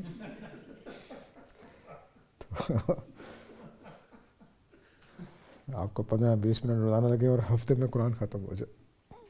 سر آپ کوئی اپنا طریقہ بتا دیں جس سے بہتر طریقے سے قرآن پڑھا بھی جائے اور سمجھ بھی آ جائے۔ دیکھیے کوئی اچھی تفسیر لے لیں اور 15-20 منٹ بھی آپ مقرر کر لیں، لیکن یہ شرط نہ لگائیں کہ ہفتے میں قرآن ختم ہو جائے گا، 7-8 سال لگ جائیں گے۔ تو روزانہ اگر آپ ایک صفحہ، چند آیتیں، 3 آیتیں، 2 آیتیں وہ آپ پڑھ لیں، تو میرے خیال میں تدبر قرآن مولانا امیر حسن اصلاحی کی، اگر آپ کو اردو اچھی ہو اور اسی شرط کے ساتھ البیان اگر آپ کو میسر ہو، تو آپ اس کو لے لیں اور روزانہ 2-3 آیتیں پڑھتے جائیں، انشاءاللہ اللہ خیر کرے گا، سمجھ آ جائے گی۔ سر یہ ساجد صاحب کا سوال ہے، وہ یہ پوچھنا چاہتے ہیں کہ اتحیات جب ہم نماز میں پڑھتے ہیں، تشہد میں بیٹھتے ہیں، تو اس وقت شہادت کی انگلی اٹھانے کا کیا طریقہ کار ہے؟ دیکھیے جو سنت متواترہ ہے اس میں تو اس کا کوئی ذکر نہیں ہے، البتہ اخبار احاد میں یہ آیا ہے کہ آپ انگلی اٹھاتے تھے اور ہلاتے بھی رہتے تھے، گھماتے بھی تھے، یا بس اٹھائی اور رکھ دی۔ تو آپ اس 3 جو بھی طریقہ اختیار کریں انشاءاللہ ٹھیک ہے، اللہ تعالیٰ خیر کرے گا اس میں۔ ارشاد ڈار صاحب کا سوال ہے کہ اگر انسان جنت میں اپنی تسکین پوری کرنے کے لیے اپنے کسی دوست کا ساتھ اللہ سے مانگے کہ یہ میرے ساتھ ہونا چاہیے، لیکن وہ دوست وہاں موجود نہ ہو، وہ جہنم میں ہو، تو کیا یہ مطالبہ پورا ہو سکتا ہے؟ اللہ کرے ہو جائے جی، دعائی کر سکتے ہیں۔ اصل میں جنتیوں کو وہاں جو صورتحال ہے اس کو اس طرح بھی دیکھ لینا چاہیے کہ اللہ تعالیٰ بالکل ویسا ہی اس کا دوست بنا دیں، جو بالکل طبیعت مزاج میں ویسا ہی ہو، لیکن وہ ہو جنت کی مخلوق۔ وہ دوست نہ ہو، تو اللہ تعالیٰ کے لیے کوئی بعید نہیں ہے۔ 7 صاحب کا سوال ہے کہ قرآن مجید میں شراب کو حرام قرار دیا گیا ہے یا محض گناہ کا کام قرار دیا گیا ہے؟ اس کے لیے حرام سے بھی زیادہ سخت الفاظ ہیں، وَاجْتَنِبُوهُ إِنَّهُ رِجْسٌ مِّنْ عَمَلِ الشَّيْطَانِ فَاجْتَنِبُوهُ، یہ شیطان کے بھی ناپاک کاموں میں سے ہے، اس لیے اس سے بچ کر رہو۔ تو یہ کوئی سادہ حرمت نہیں ہے، سور کی حرمت اتنی سخت نہیں ہے۔ رجس من عمل الشیطان، شیطان کے کاموں میں سے بھی ناپاک۔ سر آپ نے کہہ دیا سور کی حرمت اتنی سخت نہیں ہے، تو اس سے بہت سے لوگ بہت سے مطلب لے سکتے ہیں۔ نہیں ہے، حرمت ہی ہے، وہ بھی یہ نہ سمجھیے کہ میں مباح قرار دے رہا ہوں، حرمت ہی ہے، لیکن اتنے سخت الفاظ اس کے لیے ہیں، وہ بس صرف رجس آیا ہے۔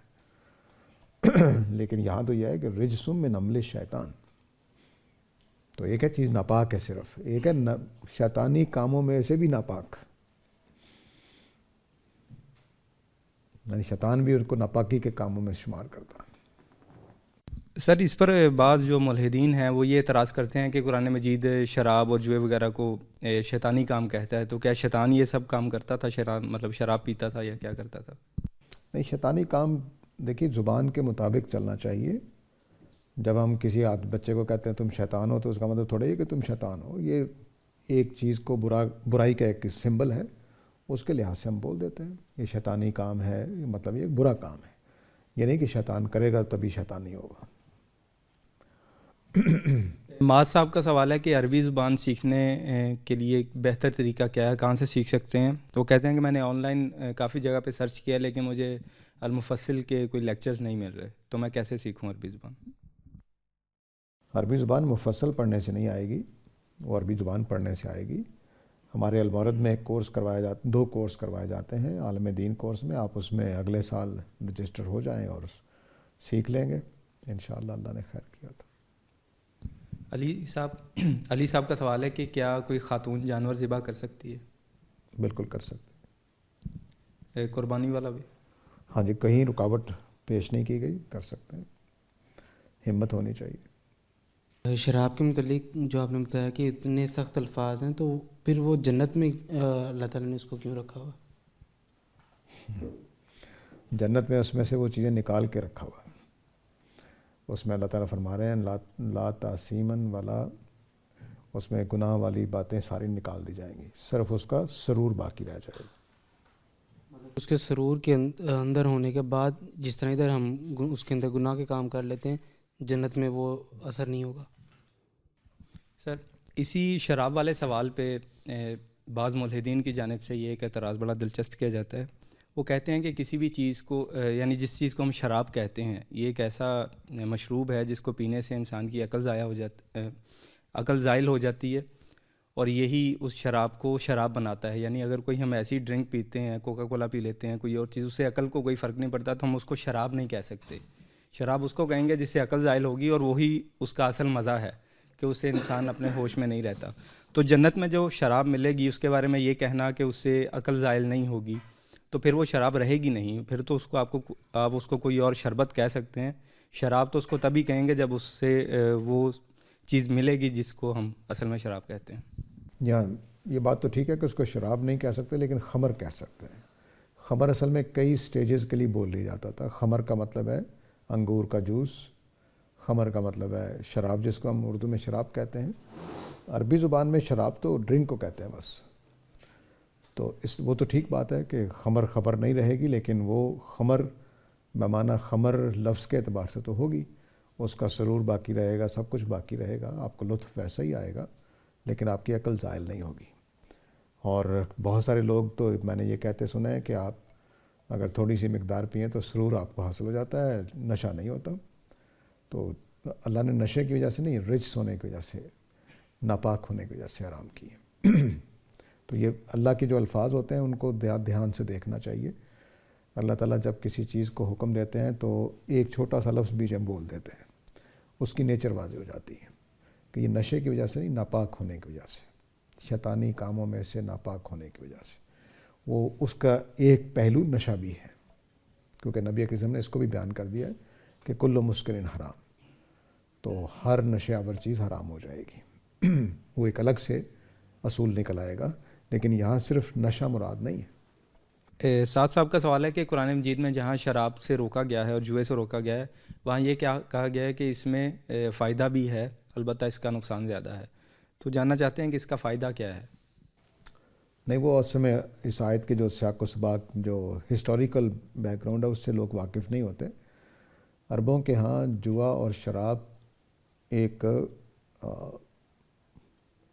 نیکی کا کام سمجھا جاتا تھا. وہ کیا تھا؟ جیسے ہمارے یہاں بینیفٹ شوز ہوتے ہیں کسی آدمی کی مدد کرنے کے لیے، تو یہ عرب کیا کرتے تھے، قحط کے ٹائم پہ غریبوں کو کھانا کھلانے کے لیے جوا کھیلتے تھے. اور جوا کھیلتے تھے شراب پی کر، تاکہ جانوروں کے ذبح ہونے کا دکھ نہ ہو. تو جوا کھیلتے جاتے، جو جانور ہارتے جاتے دوسرے لوگ اس کو ذبح کر کر کے غریبوں کو بانٹ دیتے تھے، قحط زدہ کو بانٹ دیتے تھے. یہ فائدہ تھا لوگوں کے لیے اس میں کہ غریبوں کا کھانا فراہم ہو جاتا تھا. تو جب وہ ہوش میں آتا تب ان کو پتہ چلتا کہ اچھا 200 اونٹ ہار گئے آج میں. تو نشے کی حالت میں وہ کھیلتا رہتا تھا جوا، اور وہ اونٹ ہارتا جاتا تھا، یہاں تک کہ لوگ لے جاتے، کھا لیتے، سٹور کر لیتے جو بھی ان کے پاس اس زمانے کے ذرائع تھے خوش کرنے کے. تو یہ وہ کام تھا جس کو فائدہ یہاں قرار دیا گیا ہے. تو نبی کریم صلی اللہ علیہ وسلم کو بعض لوگوں نے تجویز کیا کہ ہم بھی یہ کام کرتے ہیں جنگ کا چندہ اکٹھا کرنے کے لیے. تو اللہ تعالیٰ نے یہ نہیں کہا کہ اس میں نقصان زیادہ ہے اور فائدہ کم ہے. اللہ نے کہا ہے کہ نہیں، اس میں فائدہ تو ہے لیکن اس کا گناہ زیادہ ہے. اسمہما اکبر من نفعہما. تو وہاں گناہ اور فائدے کا موازنہ کیا گیا ہے، گناہ اور نقصان کا موازنہ نہیں ہے.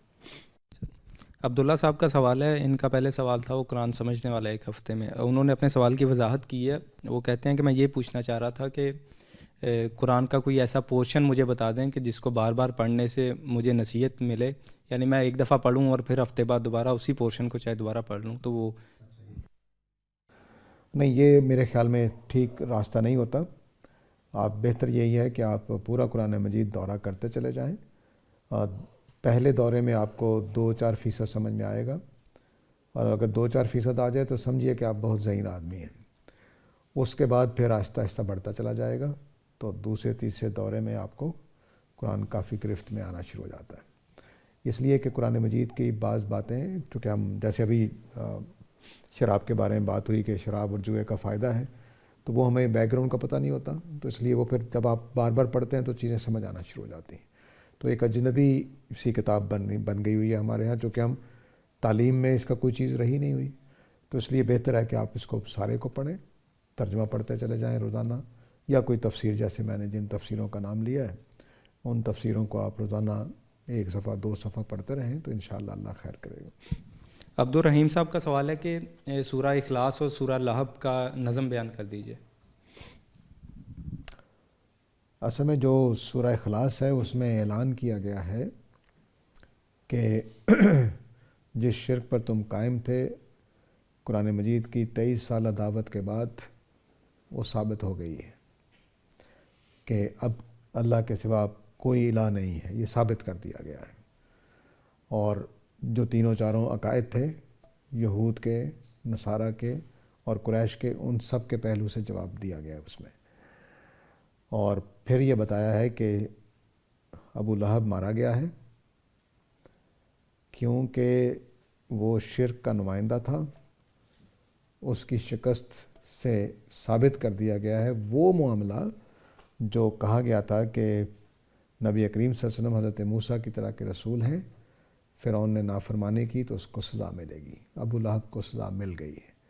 اور یہ معاملہ ثابت کر دیا گیا کہ هو الذی ارسل رسولہ بالہدیٰ، وہ ذات جس نے اپنے رسول کو ہدایت اور دین حق کے ساتھ بھیجا ہے، اس نے اس سرزمین میں اپنے دین کو غالب کر کے دکھا دیا ہے. تو یہ دونوں صورتیں مل کر یہ پورا اعلان مکمل کرتی ہیں. سر پچھلے درس میں آپ نے ایک سوال کے جواب میں یہ کہا تھا کہ اللہ تعالیٰ شر کا خالق نہیں ہے، لیکن جو برے حالات انسان پہ آ جاتے ہیں وہ اللہ کی طرف سے ہوتے ہیں. اس میں سوال یہ ہے کہ قرآن مجید کی جو ایک آیت ہے من شر ما خلق، تو اس میں کیا یہی بات بیان نہیں ہو رہی کہ اللہ تعالیٰ نے شر کو تخلیق کیا ہے یا اللہ خالق ہے شر کا؟ اس جملے کا صحیح ترجمہ یہ ہے کہ جو چیزیں اللہ نے پیدا کی ہیں ان کے شر سے، مثلا اللہ نے پتھر کس لیے پیدا کیے ہیں، لیکن میرے پاؤں سے ٹکرا کے مجھے چوٹ لگتی ہے، ناخن ٹوٹ جاتا ہے، چوٹ لگ جاتی ہے، میں گر جاتا ہوں، تو پتھر کا شر، پتھر تو ٹھوکر لگانے کے لیے نہیں پیدا کیا گیا، ٹھوکر لگ سکتی ہے اس، تو اس جملے میں تو یہ مطلب ہے، لیکن پتھر کو ٹھوکر لگنے والا خود اللہ نے بنایا ہے، اس میں کوئی شبہ نہیں ہے۔ تو لیکن پتھر ٹھوکر لگنے ہی کے لیے بنا ہے، ہر وقت سر میں پڑتے رہتے ہیں، یہ نہیں ہے، وہ ہماری غلطی، ہماری کوتاہی سے نقصان پہنچ سکتا ہے۔ تو نقصان کو بھی اللہ نے بنایا ہوتا ہے، اس میں کوئی شبہ نہیں، لیکن شر اس معنی میں کہ جھوٹ اللہ نے تخلیق کیا، نہیں، جھوٹ کوئی مخلوق ہی نہیں ہے، یعنی ایسا نہیں ہے کہ جھوٹ کہیں پایا جاتا ہے، تو میرا زبان سے ایک غلط جملہ ہے جو میں نے بول دیا، بس اس میں اللہ کا خالق ہونے کا کوئی تصور ہی نہیں ہے۔ زنا کیا ہے؟ زنا وہی عمل ہے جو جائز ہے، تو زنا ایک ناجائز حرکت ہم نے کر دی ہے، کوئی مخلوق تھوڑی ہے، زنا تھوڑا اللہ تعالیٰ نے ایجاد کیا ہے، وہ وہی عمل ہے جو جائز ہو تو جائز ہے، ناجائز ہو تو ناجائز ہے، تو اللہ نے جائز عمل تخلیق کیا تھا، ہم نے اس کو غیر قانونی طور پر ناجائز صورت دے دی، تو وہ کوئی مخلوق نہیں ہے، کوئی شر بمعنی برائی، نیکی کا جو الٹ ہوتا ہے، وہ کہیں بھی مخلوق کے طور پر موجود نہیں ہوتی۔ سر زنا کے معاملے میں یہ قرآن مجید نے کہا ہے کہ اگر کوئی شخص کسی پہ زنا کا الزام لگاتا ہے تو وہ 4 گواہ لے کے آئے گا، یہ 4 گواہ وہ اپنے علاوہ لائے گا یا پھر خود کو شامل کر کے 3 مزید لائے گا اور پھر 4 ہو جائیں گے؟ اپنے علاوہ لائے گا، یعنی 5 گواہ ہونے چاہیے، ایک الزام لگانے والا اور 4 اور۔ گواہ 4 ہی ہیں، ایک الزام لگانے والا، 5 افراد ہو جائیں گے، کیونکہ خود گواہ نہیں ہے، وہ تو کیس لا رہا ہے۔ یہ ساجد صاحب کا سوال ہے کہ اگر آپ محمد شیخ صاحب سے واقف ہیں، ان کے نظریات کے بارے میں جانتے ہیں، تو اس کے بارے میں ذرا اپنی رائے دے دیجیے۔ وہ خلا میں رہ کر چیزوں کو سمجھتے ہیں، ان کا کوئی سمجھ نہیں آتی کہ کن بنیادوں پر وہ کھڑے ہیں، یعنی امت میں ایسے لوگ پیدا ہوئے ہیں کہ جن کے افکار سن کے آدمی پریشان ہوتا ہے، لیکن پتہ چل جاتا ہے یہ کہاں سے بول رہے ہیں، ان کا پتہ ہی نہیں چلتا کہاں سے بول رہے ہیں، تو اس لیے نہ ان کو کوئی شکست دے سکتا ہے، نہ ان سے کوئی فتح حاصل کر سکتا ہے۔ وجہ یہی ہے کہ کوئی بنیاد نہیں ہے، بس آپ کا اپنا تخیل ہے، مثلا سارے بنی اسرائیل ہیں، کہاں سے بات آ گئی ہے، کس جگہ سے نکلے، کہاں پہنچے گی، کوئی سمجھ نہیں آتی، شروع سے یہی کتاب ہے جو نازل ہوتی رہی ہے، کیسے پہنچیں گے، کیسے کہیں گے، تو اس طرح کی بات چیزیں بالکل ایسی ہیں۔ اب حضرت موسیٰ پہ تورات نازل نہیں ہوئی، محمد صلی اللہ علیہ وسلم کون ہے؟ کوئی بھی نہیں ہے، تو کہاں کھڑے ہوں گے ہم؟ تو کوئی جگہ ہوتی ہے نا جہاں سے ہم بنیاد رکھیں گے، چلو جی یہ ہم ایک ہی پیج پہ آ گئے، چلو اب بات ہو سکتی ہے، وہ پیج ہی کوئی نہیں ہے۔ تو ایسے لوگ مجھے نہیں سمجھ آتی کہ کہاں سے کیا استدلال ہوتا ہے، کیا نہیں ہے، تو ہم مخالف سے مخالف، ہماری ٹریننگ ایسی ہے، ہمارے اساتذہ نے کی ہے، اللہ تعالیٰ ان کا سایہ ہمارے سروں پر قائم رہے، کہ انہوں نے ہماری ٹریننگ کی ہے کہ دشمن سے دشمن آدمی کی بات بھی سمجھو، اور پھر پوری طرح سمجھنے کے بعد اتنی اچھی سمجھ جاؤ کہ تم جب بیان کرو تو تمہارا مخالف بھی کہے ہاں میں یہی کہنا چاہتا ہوں، اس کے بعد پھر تنقید کرنی ہے۔ تو یہاں پر میں جو چیزیں ان کے سامنے آئی ہیں مجھے نہیں سمجھ آتی، میں کہاں سے پکڑوں، کیا ہے، کیا بنیاد ہے، کیا نہیں ہے، تو یہ ایک مسئلہ ان کا، تو میرے خیال میں وہ بے بنیاد قسم کی باتیں ہیں اور کچھ بھی نہیں۔ اگر وہ کہتے ہیں کہ موسیٰ علیہ السلام پر توریت نہیں اتری تو پھر کیا بتاتے ہیں کس پہ اتری ہے؟ یا حضور پاک صلی اللہ علیہ وسلم اگر پتہ نہیں کون تھے، مطلب تو پھر مطلب اس بات کا کیا مطلب ہے؟ وہ ان سے پوچھ لیجئے، وہ بتائیں گے آپ کو، بڑی اعلیٰ قسم کی باتیں۔ توریت کس پہ اتری تھی، وہ کیا کہتے ہیں؟ وہ کہتے ہیں اتری نہیں کسی پر، مشکل کام ہے، یعنی وہ مسلمات ہوتے ہیں جس پہ کھڑے ہوتے ہیں ہم، کہ مثال کے طور پر مجھے آپ کو پتہ ہے کہ ہم زمین پر کھڑے ہیں، چل سکتے ہیں اس کے اوپر، آپ زمینی کا انکار کرتے ہیں، کھڑے ہونے کا انکار کرتے ہیں، تو یہ کہاں جائیں گے ہم؟ نئے سال کو ایک تہوار کے طور پہ اس کی ایک خوشی منانے کا رائج ہو چکا ہے پوری دنیا میں، تو کیا اس کو جو لوگ اس کی خوشی مناتے ہیں یا کوئی پٹاخے پھوڑتے ہیں، اس طرح کے کام کرتے ہیں، تو کیا اس شریعت کے اعتبار سے یہ چیز درست ہوگی یا شریعت ان کاموں سے منع کرتی ہے؟ دیکھیے شریعت میں یہ منع نہیں کیا گیا کہ آپ اپنے علاقائی، موسمی یا سماجی قسم کے تہوار کریں، اس سے نہیں روکا گیا۔ جو روکا گیا ہے وہ اخلاقی چیزیں ہیں۔ آپ کے تہواروں میں شراب نوشی نہیں ہوگی، آپ کے تہواروں میں کوئی فحاشی و ریانی نہیں ہوگی، آپ کے اس طرح کے تہواروں میں کوئی فضول خرچی نہیں ہوگی، تو یہ چیزیں آپ روک لیں تو جو مرضی منائیں، اللہ کو کوئی اس سے غرض نہیں ہے۔ اور البتہ یہ بھی اللہ نے بیان کیا کہ لغو قسم کے کام نہیں کرنے چاہیے جن کا کوئی فائدہ نہیں ہے۔ تو امت قوموں کے لیے ان چیزوں میں تفریح ہوتی ہے، وہ ہنستے کھیلتے ہیں۔ ہمارے بھی اللہ تعالیٰ کے رسول نے 2 عیدیں مقرر کی ہیں، تو اس کا پتہ چلتا ہے کہ نہیں، تہوار کوئی بری چیز نہیں ہے، صرف اس میں ہونے والے کاموں کو دیکھنا ہے آپ نے کہ کیسے ہیں۔ اگر وہ ٹھیک ہے تو ٹھیک ہے۔ تو اگر ہم عید الفطر کو بھی شراب پینا شروع کر دیں، ناچ گانا شروع کر دیں، گل کو پاڑنا شروع کر دیں، ناجائز ہو جائے گی، گناہ ہونے شروع ہو جائے گا، حالانکہ ہم عید الفطر منا رہے ہوں گے۔ جب رمضان ختم ہو گیا، چلو ابھی اب جنا کرتے ہیں عید والے دن، نعوذ باللہ من ذالک۔ تو یہ تو اصل چیز یہ ہے، اس اصول میں آپ جو مرضی منائیں، لیکن بہرحال کچھ ایسی چیزیں ہوتی ہیں جو مذہبی ہوتی ہیں کہ ہم دوسرے مذہب کا حصہ بن جاتے ہیں ان کا کرنے میں، اس میں ذرا احتیاط کر لینی چاہیے بس۔ ہندوستان سے عبد الرحیم اصلاحی صاحب کا سوال ہے کہ ناسخ و منسوخ کے بارے میں آپ کی کیا رائے ہے؟ پہلے تو اصلاحی ہونے کی وجہ سے میرا سلام قبول کیجیے جی۔ کلکتے کا جو ذکر کیا تو نے ہم نشین، ہمارا کہ ہائے ہائے، تو مدرسۃ الاصلاح سے ہمارا جو تعلق ہے وہ ناسخ و منسوخ میں میرے خیال میں قرآن مجید میں جو 2-3 آیتیں نسخ کہی جا سکتی ہیں وہ تدریج کا قانون ہے، وہ منسوخ نہیں ہوئی ہیں۔ ایک ہے رمضان والی آیتیں، اس میں سخت قانون سے نرم قانون دیا گیا ہے۔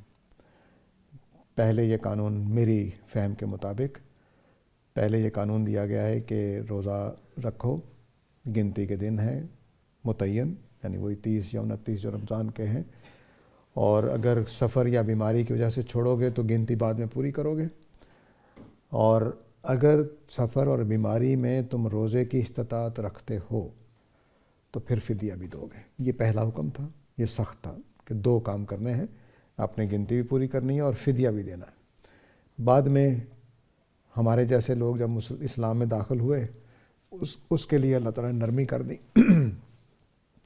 کہ نہیں اب ٹھیک ہے، تم بیماری اور سفر میں گنتی پوری کر لیا کرو، کافی ہے، فدیہ ساتھ دینے کی ضرورت نہیں۔ اسی طرح جنگ کا قانون جو ہے، اس میں اللہ نے پہلے فرمایا کہ 1 اور 10 کی جو نسبت ہوگی تو تم پر جہاد فرض ہو جائے گا۔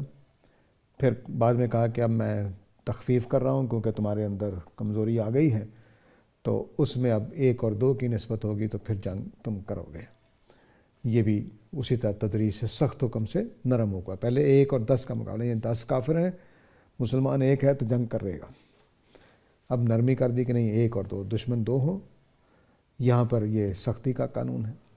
شراب کے قانون میں نرمی سے سختی کی طرف جایا گیا ہے۔ پہلے کہا گیا کہ بھئی یہ اس میں گناہ ہے، پھر کہا گیا کہ نشے کی حالت میں نہ جاؤ، اس میں ترتیب آگے پیچھے ہو سکتی ہے، پھر آخر پہ آ گیا کہ نہیں یہ رجس من عمل شیطان ہے، اس سے اجتناب کرو۔ تو یہاں نرمی سے سختی کی طرف، کیونکہ ایک عادی چیز ہے جس کی عادت پڑ گئی ہوئی ہے، اس کو چھڑانا ہے، تو نرم احکام سے سخت کی طرف۔ تو اس طرح کی چیزیں ہیں۔ نسخ میرے خیال میں نہیں ہے، تدریج کا قاعدہ ہے۔ البتہ جو نسخ والی آیت ہے وہ تورات سے متعلق ہے، جیسا کہ مولانا امین احسن اصلاحی نے اس کو حل کیا ہے، میرا بھی اس سے اتفاق ہے۔ سعد جمیل صاحب کا سوال ہے کہ حدیث عمار بیان کی جاتی ہے، اس میں رسول اللہ صلی اللہ علیہ وسلم نے یہ فرمایا ہے کہ عمار کو ایک باغی جماعت قتل کرے گی۔ وہ کہتے ہیں کہ جس جماعت نے سیدنا عمار کو قتل کیا ہے اس کے بارے میں ہم واضح جانتے ہیں کہ وہ کون سی جماعت تھی، تو کیا اس جماعت پر باغی ہونے کا فتویٰ لگایا جا سکتا ہے؟ آپ کو کیسے پتہ چلا کہ انہوں نے قتل کیا ہے جن کو آپ فئۃ باغیہ کہنا چاہتے ہیں؟ یہ یاد رکھیے کہ اس زمانے میں ایک تیسری طاقت ہے جس کا شعور مورخین کو نہیں ہوا، کہ صرف متحارب گروپ مسلمانوں کے اندر نہیں ہے۔ ایک تیسری طاقت وہ اس وقت کی شکست خوردہ قومیں تھیں جو اسلامی امت میں فساد پیدا کرتی تھی. تو اس وجہ سے جنگ جمل ہو، جنگ صفین ہو، یہ حادثات ہوں، ان ساری چیزوں میں ان قوموں کا بڑا عمل دخل ہے. تو یہ فئۃ باغیہ یہ لوگ تھے. اس کا نہ حضرت معاویہ سے کوئی تعلق ہے، نہ سیدنا علی سے کوئی تعلق ہے، نہ سیدہ عائشہ سے کوئی تعلق ہے. ہاں، میں اسی کی طرف اشارہ کر رہا ہوں کہ یہ جو تیسرا گروپ ہے، نہ یہ حضرت علی کے ساتھ ہے نہ ان کے ساتھ ہے. یہ میں نے کئی دفعہ بیان کیا ہے کہ سیدہ عائشہ، حضرت علی دونوں رضی اللہ عنہما میدان جنگ میں تھے.